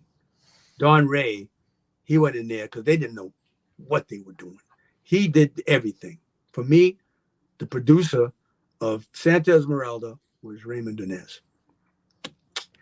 Now, and it's funny because that whole thing about when I heard the demo, I didn't even know it was Sam. I didn't realize that it was Sam that sang that to me. A couple of months before at our friend's place. It didn't dawn on me, because they had gone in the studio and made these horrible arrangements and everything. Then when I heard that Raymond was going to do it, Don Ray, I was all on board. But so do the album. It was a matter of fact, and I kept getting mixed up. Did I leave with my parents to go? We had just come back from the European tour, but we were like, yeah. Anyway, yeah, I think we had just come back. Now, I'm thinking about working on this little tour that I had of July and August of about maybe 30 gigs between the two, in the south of France and all of that. And, Santa Esmeralda is like, they wanted to call it Santa Esmeralda. They could have called it Mickey Mouse and Company. I didn't, I wouldn't. But Santa Esmeralda, they wanted Santa Esmeralda starring Leroy Gómez. Okay, didn't bother me. But it's supposed to be Leroy Gómez, okay? This is where my dad goes, 8. So I get the album, and I go, okay, what's with the Z? Oh, you don't like the Z? I said, no, but it's Spanish, The Z, yeah, the Z. The Z at the end there, right? Yeah, see, when I sign my name, I don't put an S, I don't put a Z. I kind of like scribble on the way out. my signature is like, it looks like it's a Z, but it could be an S. I kind of like. So my dad saw that and he was like, "Who is this Gómez?" And I'm going, "Dad, they can't change it now." And it wasn't a hit. It wasn't anything. So he just said, "Okay, you want to be a Gómez, So anyway, now this is another. I mean, coincidence or destiny. They take the song into, it was Phonogram at the time, in Paris, because they did the deal with Phonogram. They actually borrowed $50,000 to do this production. It was a big deal. They went out on a limb. For them, $50,000, and that was cheap. What we were doing after that, because everything else with that was $100,000, $120,000. You couldn't do a disco album for under $100,000. It was like unheard of. So they went into the show it to the PDG. I'm thinking French. PDG. It's PDG. No, the PDG. He's like the boss. The boss. And it's like Jefe. It's the end of June. I mean, July is like the next day, July 1st. everybody in France, everything shuts down July and August in those days. You couldn't even buy a hamburger unless you're in the south of France. It was just like everybody just left town. So they he said, well, I like this, but maybe we should maybe Christmas, something like that in the fall. Maybe we'll try to do something with it. And there's this young guy, I don't know his name, was going through the hall. His job was to take the top songs that was out for that summer. And that year was Exodus with Bob Marley. I don't know who else was out there at that time. And take these albums or 45s or whatever to the top 20 discotheques in the south of France. And they were connected to the radio stations. Gotcha. So he was leaving the very next day. So he opens up the doors, excuse me, but what is that? Hand clapping and everything. He was like a fan right away. He says, gee, can I take some of these with me? And they say, yeah, take whatever you want. So he takes like about 50 or 60 copies of the album. And the album, it's not the same one in the States. I mean, the girl had it was Nicolas Skorsky. His name came back to me. That rascal. Yeah, that rascal. He was like I'll tell you, we'll get down to the dirty deals that go down behind the stories. But anyway, so they gave him these 50 copies. He's leaving the next day, driving to the south of France to get there before, midnight when everybody's in the clubs. And he hits 3 or 4 clubs in the night. And every place that he went, he gave it to the disc jockey. First, they loved the copy because they saw the girls with their, hinds out. So they put it on to see what it was. And when they put that on, everybody flocked to the dance floor. So in the matter of a week, he was hitting 4 or 5 clubs in the night. And the same thing was happening. You don't have the actual cover in there. I don't have that cover, but I know I should have sent that to you, but that's my fault. And well, that's what I was working. That formula. Put that if you pop that back up there. Okay. The formula. There was tequila with a little red rose, and then there was Annie and Anique. Okay. And they were like, my dancers, like we were on the road. I mean, I'm talking about when this song came out, the guy that was supposed to drive backed out. So I was on the road driving the van with the 3 girls in the back. Oh no, with tequila in the front. With the map, because she was my co-pilot, going to gig to gig. And about the second week of July, on the 2 radio stations that they had that I was listening to, bam, Santa Esmeralda. Santa Esmeralda, Leroy Gómez. In French is King Gomez. Leroy in English, in French is King. So they were calling me Leroy Gómez, Santa Esmeralda, #1 in all the clubs. By August, I was on the only 2 radio stations. They were playing it back to back, rolling over. Who did Who did the deal in France? Don Ronaldo, or was Don Ronaldo hired? No, this is Nicolas Skorsky and Jean Manuel Scarano. His name was. These were the 2 guys that went out and borrowed the money and let Raymond Donez do the production. They were they put talk about being lucky. And what was interesting, that Raymond had his finger on all the top French musicians. Jose Souk, the baddest flamenco guitar player ever on the planet. Slim Peasants, who was working with Claude Francois and all that, playing all the hot American rock and roll licks and everything, because that's what you get. And you get a lot of things like, and then you got that flamenco guitar. It was like really Raymond's baby. I mean, he just created. He did a great job. He did a great job in the arrangements and the composition part of it. Amazing. Oh well, Raymond was the glue that kept it all together. Okay, I did my part, but all the other guys. Everybody brings their piece in, but everybody brought their stuff to Raymond's groove. I mean, Raymond's. I went to his funeral, man. It was a sad day because he made so many people and gave so much to so many people, and I could name the names of these people, and I know they all appreciate it, and he got along good with them. I know, and Raymond loved what he did, and Anyway, so here we go. This guy goes out. He brings these things to these hit clubs that were going back to the 2 radio stations saying, this is what's working in the club. Bob Marley and all these people, these are cute. But Santa Esmeralda is the ticket. So Right. here I am. My driver leaves me. I'm driving.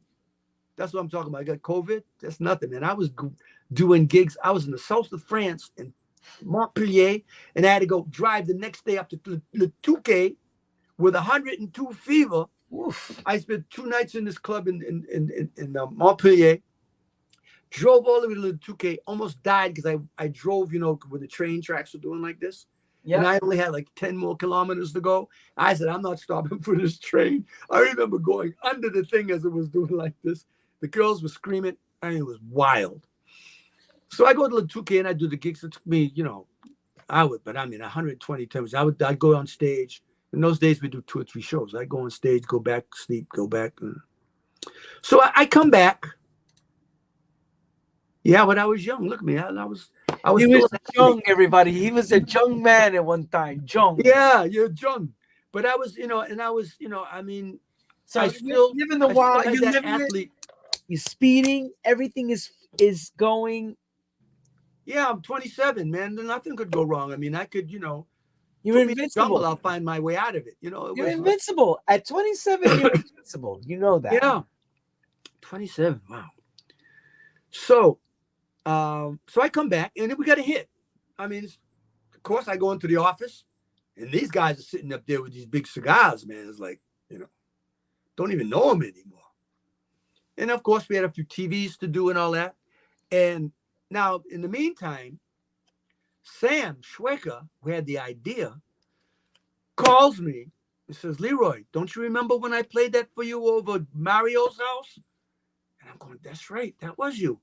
And it's, Yeah, because you didn't hear it at that time. no, because like they went in the studio, they kind of fluffed up his voice. Oh yeah, with Ronaldo fluffed up doing his voice, it. Way different sound. Yeah, but it wasn't like in the living room, And I said, that's right. He says, yeah, man, they're cutting me out. I gave them the idea, So here I go again.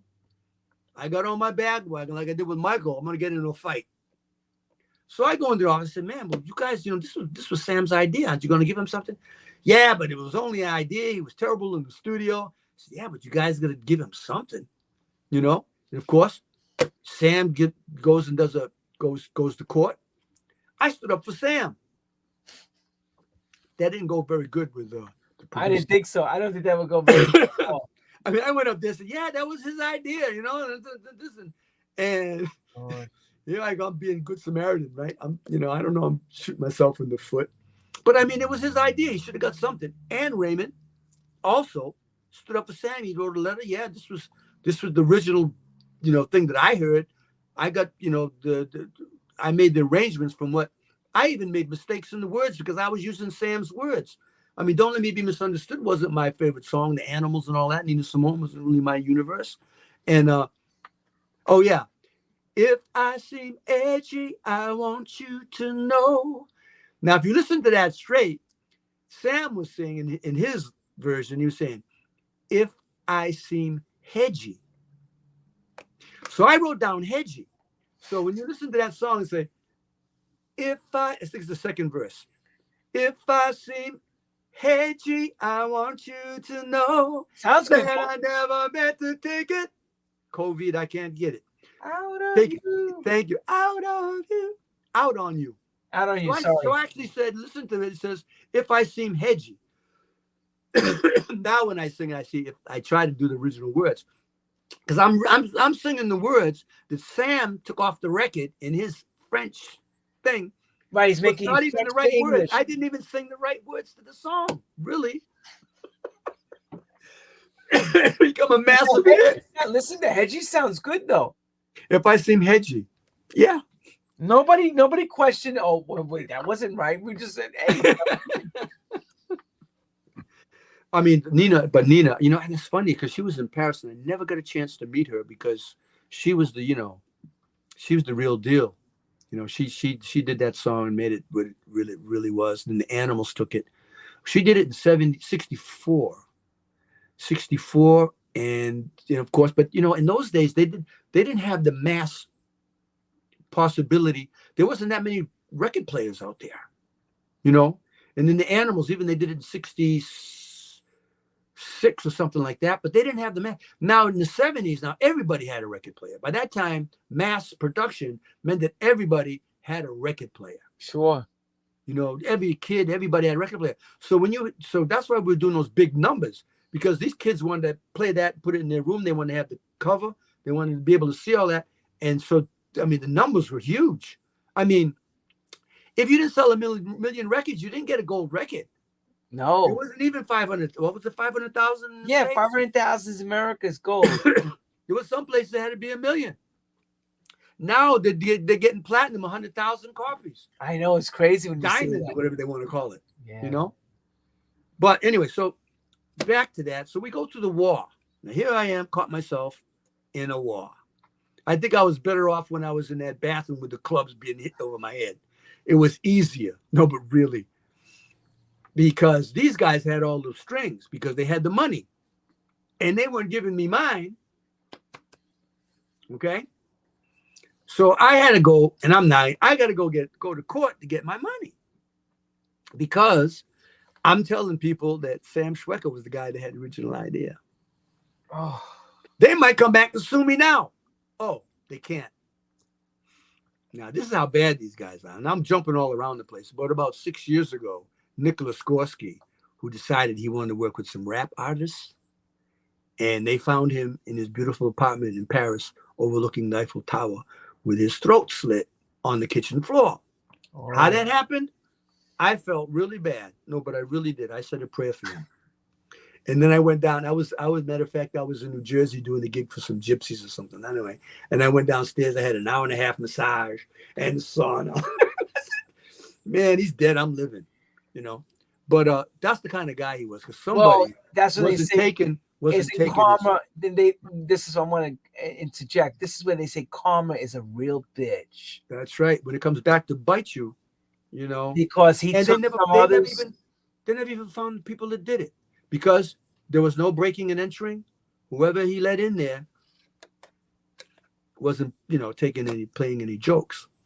Mm. Okay, so here we go. So now we're in like a court battle. They did give me some money. They weren't giving me the right numbers, but it was just the beginning. Nobody had the numbers. They were just selling. This is like in September, October, right? Yes, it's fresh. The record's fresh in the game. Yeah, it was fresh. The thing's going. We don't know how many we're really selling. I mean, we're getting numbers, but and of course, bang, people are coming out of the woodwork, touring and all that stuff. So I get hooked up to do a tour in Italy right away. Because I was doing a lot of TVs. I did a lot of TVs in Italy. I did 3 or 4 major TVs in France, Germany. But I'm out there winging it. I don't have any management. I'm in a war with the producers. Jesus. They don't even want people to see me because they're already planning their next project. They told me, Leroy, you're going to sing country and western now. They don't want to see. They don't want anybody to see him. They don't want them to see me. No. And it was like they wanted to do something else, Keep him hidden away. Keep him. Yeah, that's right. Keep this heartthrob away from everybody. Instead of them being intelligent, saying, okay, we got a few problems, let's iron them out and let's keep on going with this. Because even Raymond Donez didn't want to work with them anymore. Now, they took out the lead singer and they took out Don Ray, who did everything. It's the musical genius of it. Musical genius. He's the guy that did the arrangements and did all that. And they found this guy by the name of Roland Petit to do the rest of that. They did like 7 albums after that album. And each one is worse than the other. Yeah. They only did one good track. You have a masterpiece. Wait a minute. Wait, hang on.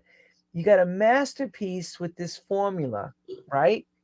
That's the cover. That was the cover. There, you got it. Okay, that was the cover. So I found it. Sorry, everyone. I got the cover. No, that's it. And you see that picture with the girl. Now the cover is interesting because we went in the Boîte Boulogne with a big black Cadillac, because I'm supposed to look like a gypsy, something or other. And we're taking all these pictures, and nothing's coming out good. And the sun's going down, and they're panicking because the photographer said, "I haven't seen anything that's, they couldn't really look at it." And he knows what he got in the can. He said, I don't think we got anything in the shot. And they need this cover. And the wife of Nicolas Skorsky, now, the girl with her butt out like that, that's Yep. Skorsky's mistress. That was his mistress. No way. I mean, it's crazy. That was Skorsky's mistress. Now, he had it on the cover because they didn't want to use my dancers because they wanted to have their own idea. So we said, it's okay, whatever you want to make the cover. So I didn't use my dancers, and they put me up there. They put the Nicolas Skorsky's wife, I forget her name. She was beautiful too. I don't know what's he doing with a mistress. He had a beautiful wife. And she grabs that dress with the black dress, the girl, the white, the red and the black, and she puts a pin and she puts her butt out, and she poses us like that. They took 2 shots, and that was it, the cover. So you're telling? Oh, wait, I'm sorry. Hang on. So you're telling me? Wait, hang on. You're telling me? Wait. Let me make sure I got this correct. You got the woman in the front in the black as his mistress, and the one with the red halter top as his wife? No, that wasn't his wife. That was another girl. I don't know what she had to do in the mix, but hey, he was a big time producer. And crazy. So we actually had a 15-minute window to get that shot in. And his wife came in, she pinned it up. She said, "Take that picture." And we took 2 of them, and it worked. That was it, because it was a sexy cover. In those days, that was really risque. Yeah, that was risque stuff. I mean, I ended up being, I did some shows where, in Italy, where they had the women against machotism or something like that, out with banners going, that I'm a macho, whatever. I mean, I was with Tequila, man. I couldn't see anybody else but her, man. I did, a lot of guys, when I had my hit, a lot of guys were taking a profit, man, who made a lot of mistakes with a lot of different women. But I was in love. I'm talking about, I didn't have to see nothing. I had Tequila, we were on the road, we were doing, I didn't know anybody but that woman. Never thought it would happen, but it did. Right around, and you know what? And you're lucky, because that's not easy to find that kind of love, and it works while you're in the middle of all the success too. This is something that's, you want to talk about 1 in a million? That's like a 1 in a million shot you got. Yeah, right? yeah, that was the only thing that really counted. What we had, everything else, the bad deals and all that stuff. Yo, dude, Europe's blowing up. When does this thing cross the ocean to come to? Oh, okay. So here we go. Because that's what you gave. Everybody wants to know, how the hell it gets to Casablanca.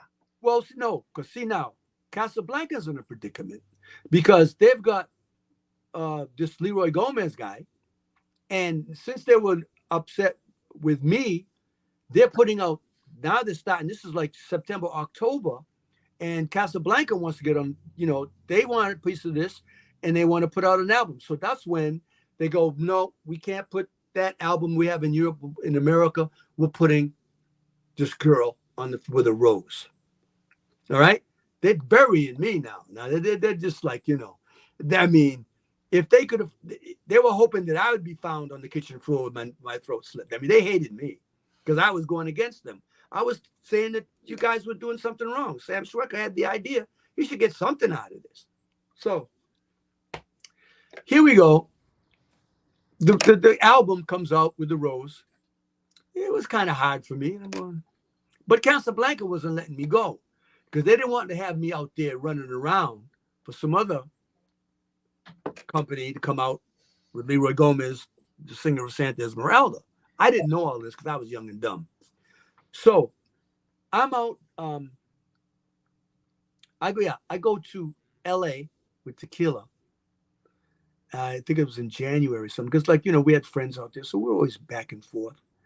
And we go over this girl's house. Her name was Begita. She was on Sunset Boulevard. She used to do clothes and all that stuff. And there was this lawyer. They were always trying to get in contact with me. I'm not going to say his name because he didn't do me any good. Oh, God. And I'm over this house, and all of a sudden, this lawyer comes in. He said, "I've been trying to catch up with you, Leroy." I'm going, "Yeah, okay." We talked, but and then he starts talking about Casablanca, and he says, "You got to go with Casablanca, and you got to do this." And I said, "Yeah, but he said, "No, let me be your lawyer. I'm gonna get you management." Oh, Lord. I let him get me management.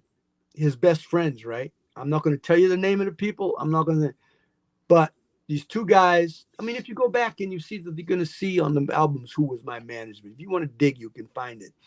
But it was, it took me over to Casablanca. Neil, we're talking and everything, and and this lawyer said, "Okay, we're going to do the deal." I said, "Yeah, okay, we'll come up with some, what you think we should do." Make a long story short, they're in there. But I think I stayed there. They put me up in this beautiful hotel. I think I stayed 6 weeks while they're hashing this out. This kept going on and on. But what I didn't know is that the lawyer bills were going up and up. It's like a... Yeah, man, he's making all these meetings, and I didn't go to them because I was, I didn't want to know any of them. Actually, I was young. I'm talking about being stupid. I took a guy to be my manager. Guess who? The guy, because he was a friend, that didn't go on the tour that summer because he didn't want to drive the bus. I mean the van. It wasn't even a van. We had a Ford station wagon or something. He didn't want to drive. He had to stay with his mother or something. And I said, "Well, you want to be my manager?" I take him to LA to be my manager. The guy doesn't know squat from diddly. Oh, he's not even driving. He couldn't even drive a car. You don't even have the management of the group. But you make mistakes, man. You really, I mean, But the problem is, sometimes you lead with your heart. You want to do something with somebody. Hang on. There was no Google. There was no handbook. There was nothing to look at. No. Nobody to ask. Who are you going to call? I didn't know where to find a manager. Who are you going to call? I figure managers, anybody could be a manager, right? That's right. Who are you going to call? Yeah. And the guy was worth nothing. I mean, during the negotiations, somebody in one of the meetings pulled out a joint, and this poor guy hit some of this Maui Powie or something. It took him 6 hours to get back to the hotel. Lord help you. Lord help you. Yo, but I've heard from other people the Casablanca story. There was all kinds of barbiturates there for the taking. Like, yeah, what's your poison? They wanted to see what you were, they wanted to see what was going to be the thing to cook you. Yeah, what's going to be your weak link? Your vice. Where can we vice, basically. But see, my strength was tequila because she wasn't in for any of that, I dibbled and dabbled later on when we had a lot of money and we were in LA scene, Was tequila American or European? No, tequila was French. Her father was Turkish and her mother was from Algeria. So she was see that mix that she had, and like people thought we were brother and sister because we both had that exotic kind of look. Right. Oh, why did I go down? You went down. Hang on, I'm still here. Somebody didn't like what we're talking about. No, it's the camera. No battery. Oh my God, we've been doing this for over an hour. Yep, it's okay. Let me see what's going on. Here I am, back. Sorry, everybody, I'm back. All right, so we gotta start moving this quick because nobody's gonna sit through this. Well, you know what? They're actually taking Nobody's gonna sit through this 2 hours, man. It's too long. They're sitting there listening, asking questions. They're all talking quietly. So tequila keeps you in check, and she's also watching your back, and she's got a womanly sense about things, and she's telling you don't trust. Yeah. Be careful. No, he's a good guy. No, he's not. How do you know that? Just like, is this classic? How many times she said, no, not that You're one. like, come on. Do it. Don't do it. I mean, he's a good guy, man. We laugh and we joke. It's the same with men. Men can sense sometimes with friends of other women when what they're up to. You could sense it. When you're an outsider, you can sense the game. Yeah, you've been around it. You've been there. So you say sometimes people talk about, all of these stories and they go, come on, it couldn't have been that bad. I mean, could you be that? I mean, how could you be that stupid, But, Oh, yeah, now yeah, of course I look back. I mean, there's some times when I go, yeah, what was wrong with my brain? Why was I, letting people manipulate me to the point where, okay, this lawyer, right? I went into his office. I gave these guys power of attorney over Power my accounts because attorney? they had, to pay for the garden and the house and all that stuff. I gave them power of attorney because I was going 2-3 months back to Europe. I'm looking through my books and like there's $150,000 hole in the books, that went to the lawyer. And I go back and I go, I'm not going to say his name, but I'm going, who in the hell paid you this? The accountant was his best friend. Yo, you want to talk about cahoots? And let me ask this question. So how many sets of books did they have? The A set, the B set, and the C set? Man. It's like the same with the record companies. People don't understand this. And There's three sets the of S books. set, the screw set. Don't forget the S set. D, and the screw set. Right? The set that says he don't get nothing. So, but listen to this. I go in the office and I'm complaining a little bit, because there was a lot of money. But I'm going, that still seems like a lot of money to pay you for your putting the deals. Yeah, but they remember when you were looking for a band, I went to Chicago. Oh, yeah, and those deals that we did in France and Germany and all that. I went up, and this guy's flying first class.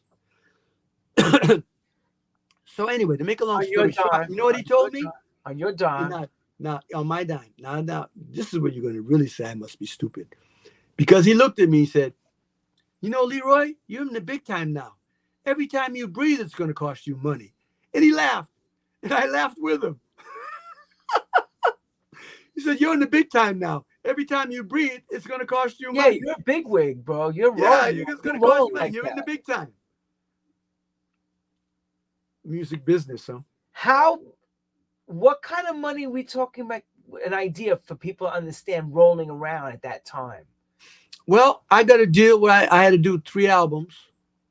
And the albums were calculated. Well, see, they give you the deal, but then the deal you got to pay out. That's right. I mean, I had 3-album deal with, with overhead. And I'm coming close to like $1 million, but there was $350,000 worth of production that had to go out of that. Plus my living, plus this, plus that. And in LA, well, I wasn't extravagant. I wasn't kind of like the Ferrari kind of driving on it. I was like down to earth because my wife was down to earth. She didn't need all those things. We just wanted to be happy people and have as many people around the pool having Sunday brunch. That was the whole. I mean, we were just having fun, So, yeah. So you had all that money, but like you said, every time you breathe, it's going to cost you money. So the lawyers charging you over $100,000. Then you get the albums and stuff. And they were pushing me into studios with people I didn't want to work with. The first album I did, I forget the name of this guy who was the producer. He couldn't produce his way out of a hat. We were fighting through the whole damn thing. I had Hal Brooks doing the arrangements. I had another couple of good arrangers doing there doing stuff. But the guy wasn't really the producer. I don't know how they got him, but I know what happened. They got him to get on the gig so that they're getting kickback. Give me 15% of what you're getting on the top of what you're doing. It was all of that going on. Backhand, black money, going behind the scenes. This way, yo, you put me on, I'll take care of you. Yeah, basically. Yeah. Well, who's carrying now on this idea of putting these albums together? Who's the creative? Because on the first thing with Don't Let Me is Nick Skorsky, right? He was the one that came with taking the idea from the other guy. Mm-hmm. On the next albums, who's the creative? Like, let's say creative director. Well, here we go on the next albums. The next albums, executive producers, we used to call it. Well, the next albums that they did, Raymond. Don Ray, I have to call him with the stage name. Don Ray didn't want to work with it anymore because we had that hassle going on. Right. And they went in and they took a guy by the name of Roland Petit, and they had the extraordinary idea of doing it one more time with an Animals tune, The House of the Rising Sun. I mean, you got to be really, not even trying to stay. And they just tried to recreate what was the first album with the guy by the name of, I'm not going to say his name either. I'm not going to give him any publicity. They found him over the phone. They called They called found him over the phone. Over the phone. They talked to him over the phone, and he sang a couple of lines, and they brought him in from up, I guess from San Francisco, somewhere around there, and to come in and do the rest of the albums with him. Because I mean, he was coming in on a sweet gig. He didn't have to do anything. He was just trying to ride on the Santa Esmeralda So fame. you actually went. So, did you actually decide to leave, or they forced you out at that point? No, I was there, but when I found out that they were in the studio doing another album with this other person, The House of the Rising Sun, this is like January, February, something like that. I don't know if that same year, because they wanted to put one out quick. When I found out they're already in the studio, I said, man, I got to get out of this, because they kept telling me, you're going to sing country and western on your next album. So what is this? So then when I went to Casablanca and they started, talking about they want to do a deal, I actually went back to them and I gave them back money on the shitty deal that I had, because I didn't want to do anything with it. I had to get away from these guys, know. So they I mean, young and dumb. They actually send their lawyer to LA to talk to me about doing this deal and getting me out of the deal. And I said, I don't care. Just give me, what is it? I read it. It was a short, sweet thing. I gave them 15% or whatever. I was off or something. I don't know what I was. I just wanted to get away from them because they were so. I mean, these big cigars popping out of nowhere. And I don't smoke. So, I don't like to be around cigars. Hey, why'd you leave the deal? Because, man, I don't like cigars. Man, I did try to smoke a cigar once. I'll never forget it. I was with a very good friend, Billy Michelle, who was a wrist of music. He got me some deals and stuff. And he took me to Colorado. We went up to the Grand Canyon. We were sitting up on the deck of this hotel, and he forced me to have a cigar. And I'm saying, this isn't bad. And I got it, really could have got small, and he told me, he was just telling me, Leroy, be careful because it will bite you. He just said that, and I went, and I took like an inhale, and I got this white thing bitten from the cigar in the back of my throat for like 2 months. Oh. But anyways, I never was into smoking anyway. So back to Casablanca, they took me under the wing, and I had 2 albums to do with them, actually. Right. Now, the first album, I took Sam Schwecker to help me do the second album. Because he's a friend, I felt bad. So Sam, we did an album with Thor Balderson, a guy out of Germany. Nobody that was really, do you know Thor Balderson? Maybe not. He was like coming up at that time. 212 North 12th Street, Salsa Orchestra. Yeah. So, yeah. He's another arranger trying to be Don Ray. That's right. So I was with Tom Moulton. If I was smart, I would have said, okay, Raymond, I got the money. Let's go in and do the studio. But I was young and dumb. Raymond's like one of my best friends. And he was off, with Sharon and all these people and doing all these other things. So he was like really busy. And I was like in urgency. I had to get this shit done because I felt, since they're putting out the second album with this other guy singing The House of the Rising Sun, I felt urgency on getting something out.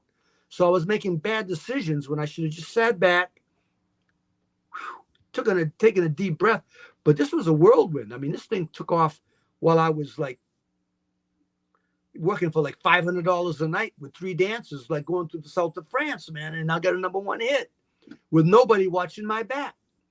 Right. You went from nothing to everything.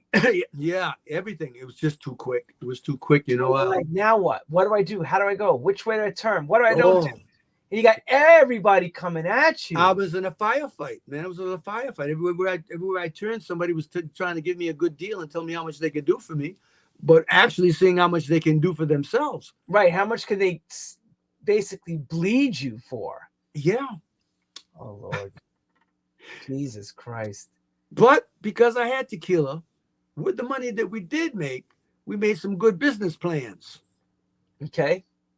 I remember when I first got a nice little chunk of money, I was on the Champs-Élysées And I took tequila, man. I ran it down Champs-Elysees to the Ferrari, to the Maserati. The Maserati store was right on the Champs-Elysees. And I said, that's what we're going to get. She looked at me like I was crazy. She said, really? We walked about 300 yards up the Champs-Elysees off to the right, and there was this building being built where they were doing a big penthouse up there. She says, with that money, we're going to put a down payment on that penthouse. I want my Maserati. We went in there. We went into the buildings. I mean, the elevators were just being put in. We had to walk across planks to go off. And when we got off to where they were going to make this apartment, there was the Champs-Elysees, the Eiffel Tower. I mean, it was like, you know, the Arc de Triomphe. It was like, that was the view. And I said, yeah, baby, you're right. So we put that money down on that. It was the beginning of something good, because that Maserati wouldn't be worth squat 40 years from now, you know? No. Even if unless I put it up on stilts and took the oil out, you know, and you know, kept it in a warehouse somewhere, you know. But yeah, so that's what tequila was. She had a business sense, you know, and she was never, you know, diamond rings and all those things. I mean, we had already bought some of that stuff before I had to hit. You know, I didn't have to go out and, you know, go crazy. And she, tequila, her pleasure was having 15, 20 people around the pool. There goes the. I'm here. We're talking too much. We're going to have to stop this, because I think the Lord is trying to tell us that I'm rattling off, and I'm just, you know. Hang on. I'm not making any sense of this, because I'm going back and forth. And no, you're actually doing really good. I don't know why my camera's over here. Well, because we've been doing this for 2 hours. Normally it doesn't overheat, but because this is a hot topic. This is some hot stuff. Yep. So go ahead. So all right. So anyway, so Casablanca, I did Thor Balderson with Sam Schweck. I brought him into the production. I think he even wrote a song with a couple other friends. So I was doing all of this out of like, you know, I'm doing good. I want to bring my friends in on this, you know, instead of being, I don't know, selfish or vicious or like thoughtful or intelligent. I forgot to be intelligent, because anybody in their right mind would have taken that money and went and worked with Nile Rodgers or you want to hear a bad story? I'm at the Hollywood Bowl. Of course, I had known Donna and all that because she was in Casablanca. And Giorgio Moroder comes up to me. This is before I did my album. We're sitting here. I don't know if I don't know who was playing. Went to go see some group. I don't know if it was Commodores? No. I think it was man. See that? Now see the body goes, but when the brain starts to go, that's when you start to wear the gray cells. Sexual healing. Marvin Gaye. I think it was a Marvin Gaye concert. So we're sitting there, and it's like, I'm walking down the thing, and Georgia grabs me by the arm and says, Leroy, what are you doing? Here's my card. Call me, man. We got to do something. I said, you know, that's not a bad idea, because it's European. I know with the Dawn, it's kind of like I feel more comfortable, you know, in the European groove, because that's where I'm coming out of. And I go back, and I talk to these managers, and they're going, no, you don't want to work with him, man. You said, well, we got the guy. This is the guy. You got to go in the studio with this one, man. And you got to do this and you got to do that. And they're my managers, so I listen to them. As you would do. You know, and no, that's not what you do, because these managers are supposed, just like your lawyers, you're supposed to direct, not them. But I was young. I didn't know. I was 27, going on 28. I mean, I thought these guys were supposed to protect me, look out for my interest, nourish me, point me in the right direction. And every once in a while, if I have a headache, give me an aspirin. But they wouldn't do any of that, you know? They would just run the meter. That's right, man. You know, if you got a headache, man, you got to take care of it, because you got to get tomorrow night, you know? But so I didn't do Giorgio, and that's one of the, because I mean, he was a nice guy, and I knew, I mean, with Donna and everything, I mean, I'm sure I should have went that way, because you know, that European sound. It would have worked. It would have probably worked for you in the end. It would have been, maybe you would have gotten something where it would have been maybe not as big as Don't Let Me Be Misunderstood, but it would have been on the right track to follow It up. would have been a follow-up. Yeah. I would have been working with credible Oh yeah, people. because he's You know. talented. Georgia's is talented, very Oh, talented. Georgia, what? That was a great team, you know. And Donna, I mean, Jesus, I mean, she died what 4 or 5 years ago. I mean, Yeah. that's what I'm saying. You know, I'm sitting here, you know, people from my past, and you know, people I bumped into, maybe not friends, but people I bumped into. Tina Turner, she died last summer. I mean, I bumped into her a couple of times, you know, and she's always been, you know, very nice. And you know, I met her first. It's funny, a friend of mine in Palm Springs. All of a sudden, the door opens and Tina comes walking in. But I mean, these people are maybe a little older than me, but they're on. You know, they're here. Donna's younger than me, I think. She was younger than me when she passed on. But Donna was born in 44.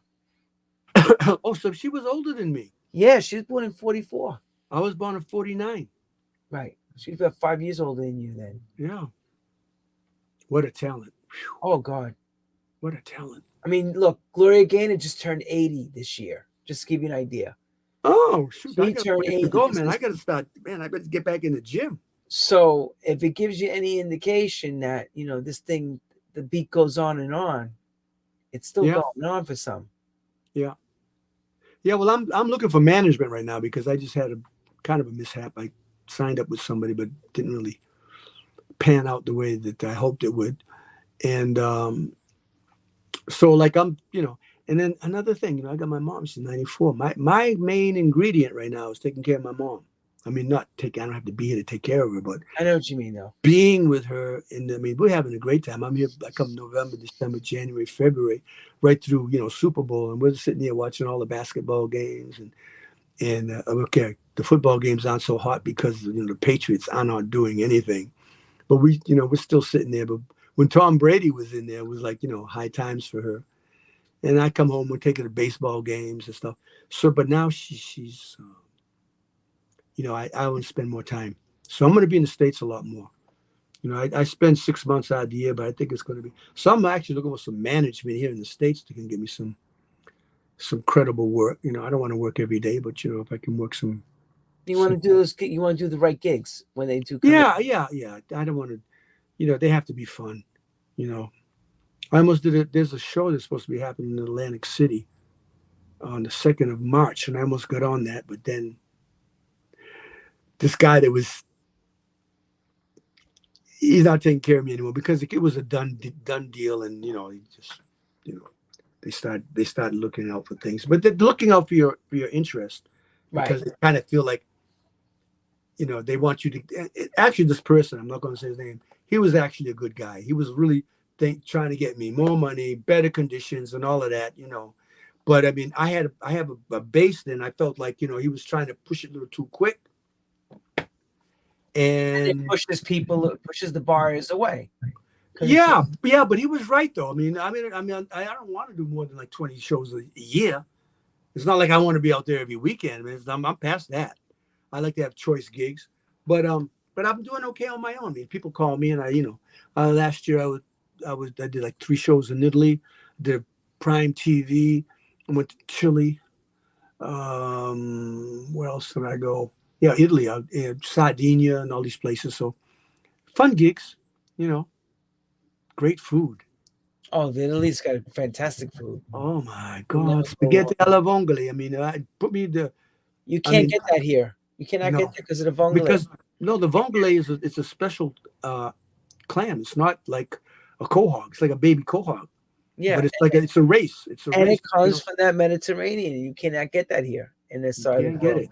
Oh, spaghetti alla vongole. So it seems like that for you, most of what I'm listening to, your biggest problem was always the management side. I never had anybody in my corner. Not really. No, I never had somebody that's in my corner to nourish me and to protect me. So and every time I would get away from that uh, bad situation, if you like, there would be another one come probably even worse. I've got there's this company in, and you probably figure out who this is, in Miami, that I went down in 2000 and I sang about 20 songs with them. I redid Don't Let Me Be Misunderstood. I did The House of the Rising Sun. I did it. The only song that I think they did that was good after me was another cha-cha. I think they did a good job with that. Another cha-cha. Yep. And no, we had a 50-50 deal split. Everything was like, yes, 50-50, 50-50. They could have given me 100%. They're not going to give me any money. They gave me some things, but now it's all, these songs are like all over iTunes and whatever these other, these things are on internet. I can't remember them. Spotify, Spotify, all that stuff. Yeah. Poke Me in My Eye. Yeah, right. All of these Pokemon and all that stuff. Yeah. Pokemon, rip me a brand new eye patch. But I'm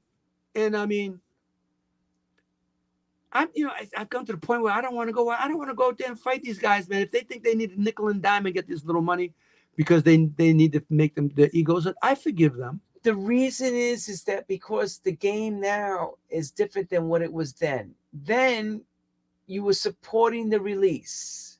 Now the release supports the tour. Yeah. So the money to the tour drives home the income. Yeah. Now you did it opposite back in the day. Was you were sent out on city by city tour to support that release. Yeah. You weren't worried about how much you made doing the gig because the money was coming in the other way. You were just having fun. Right. You had choice gigs, nice places. Now it's reversed. Now it's the opposite. You need the music to become the catalyst to support the touring so that you could tour out and make the money. Yeah. That's why people are doing for nothing now, because they see it as a more of a promotional tool than they're seeing it as a end all be all. If I got a gold record, I'm great. Yeah. It's nice. Well, it's a brand new world. I don't know if I go in the studio, I do some things with people, and every time I get I just go 50-50 split. I'll go in there, write all the words of the song and put the melodies down. And I don't care, 50-50. We'll go in there 50-50. And in the end, the stuff goes out. But a lot of times it's not their fault. I mean, there's no venue, the physical thing. I'm sorry. No, you know something? Maybe this is telling us something. Nobody's going to listen to a 3-hour interview of Leroy Gómez. No way. There's going to be a point where they're going to say, okay, let's move on. Unless I can tell you another story. Oh, how you want to hear about the day I kissed Diana Ross on stage?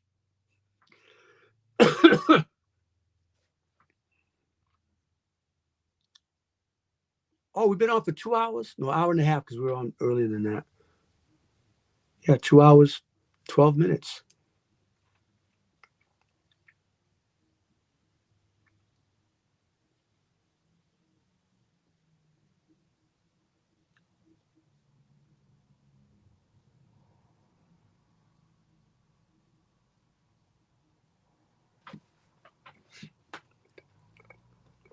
So give us the anecdote and then we'll wrap.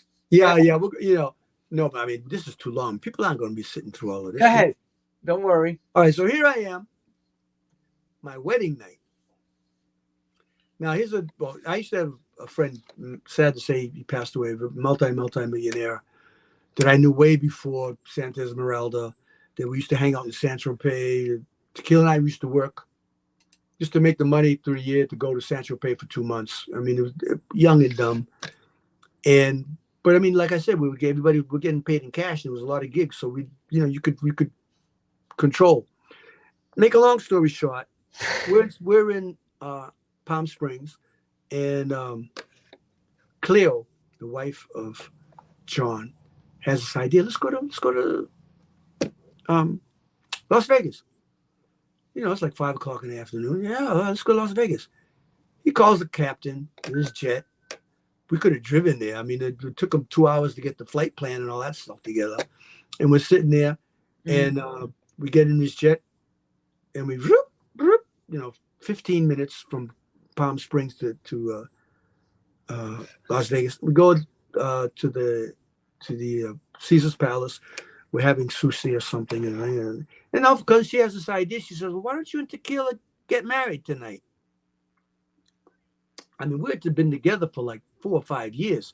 Marriage should have come up a long time before that because I was in love. And I said, you know something? Why not? And Tequila said, oh, of course.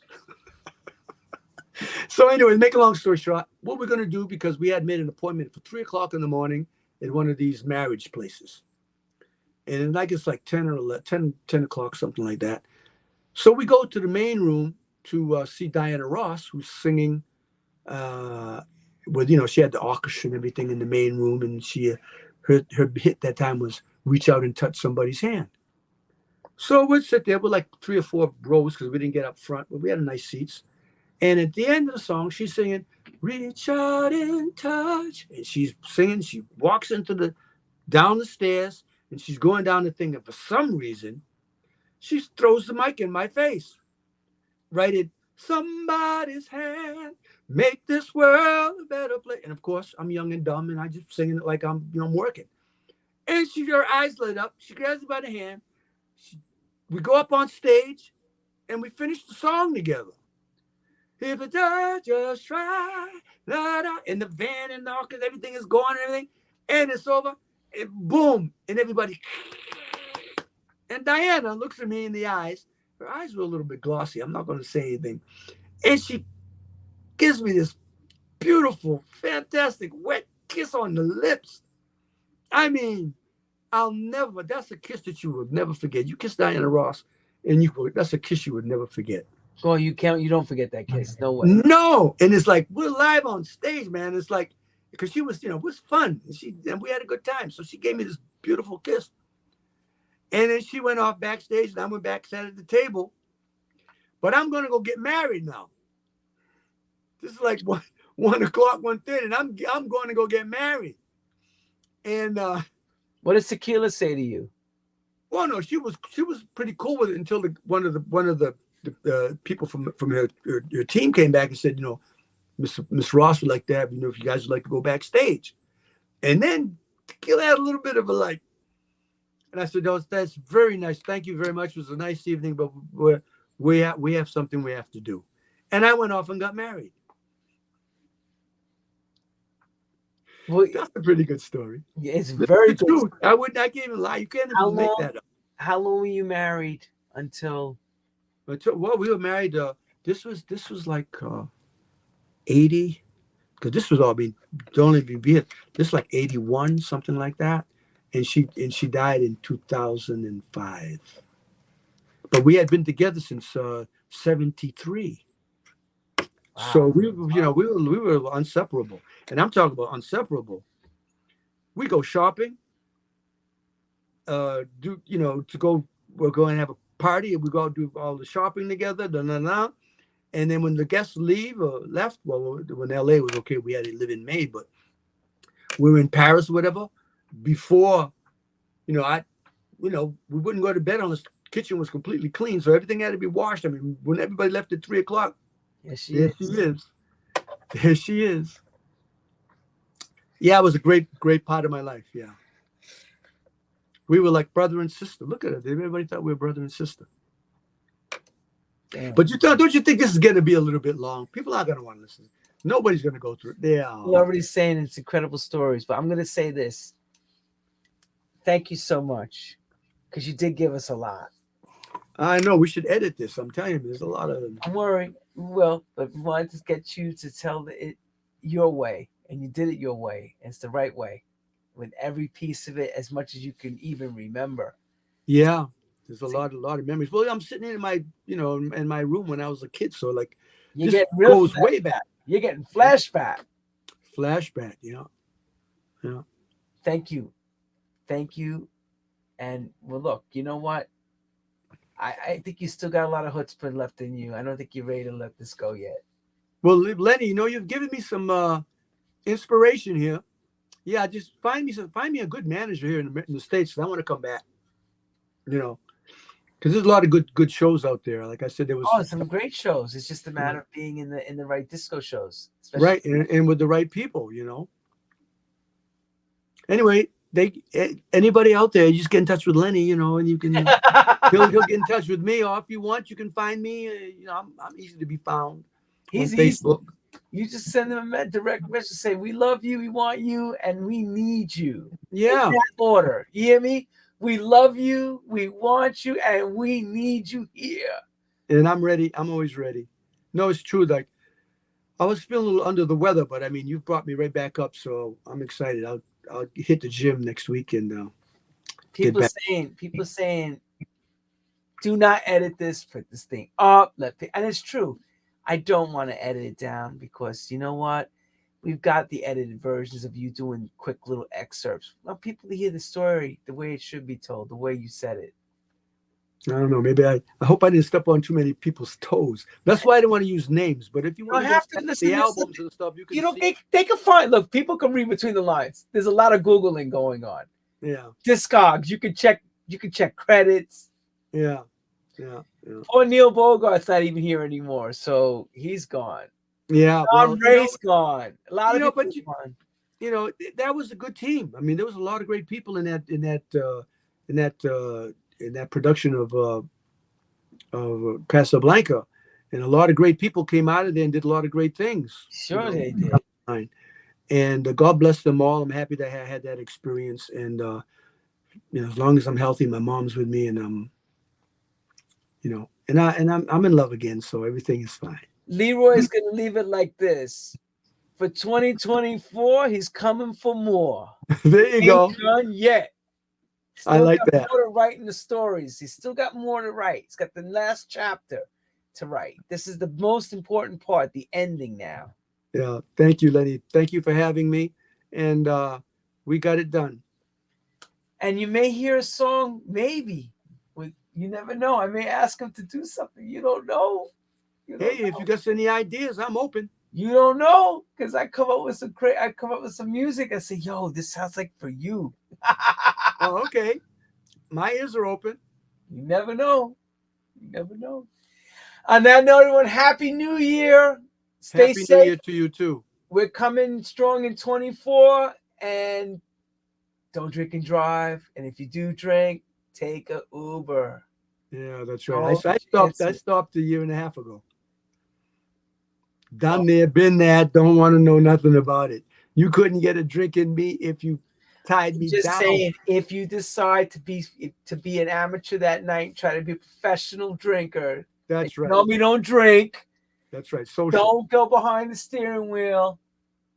Let others take that for you. Great advice. Thank you, Lenny. Love yous all. Thank you again for tuning in. And this is a special holiday edition with our man. And I'm off to say goodnight. Auf Wiedersehen. Guten Nacht. Good night. Bonsoir. Bonsoir. Bonne année. Ciao. Hang on.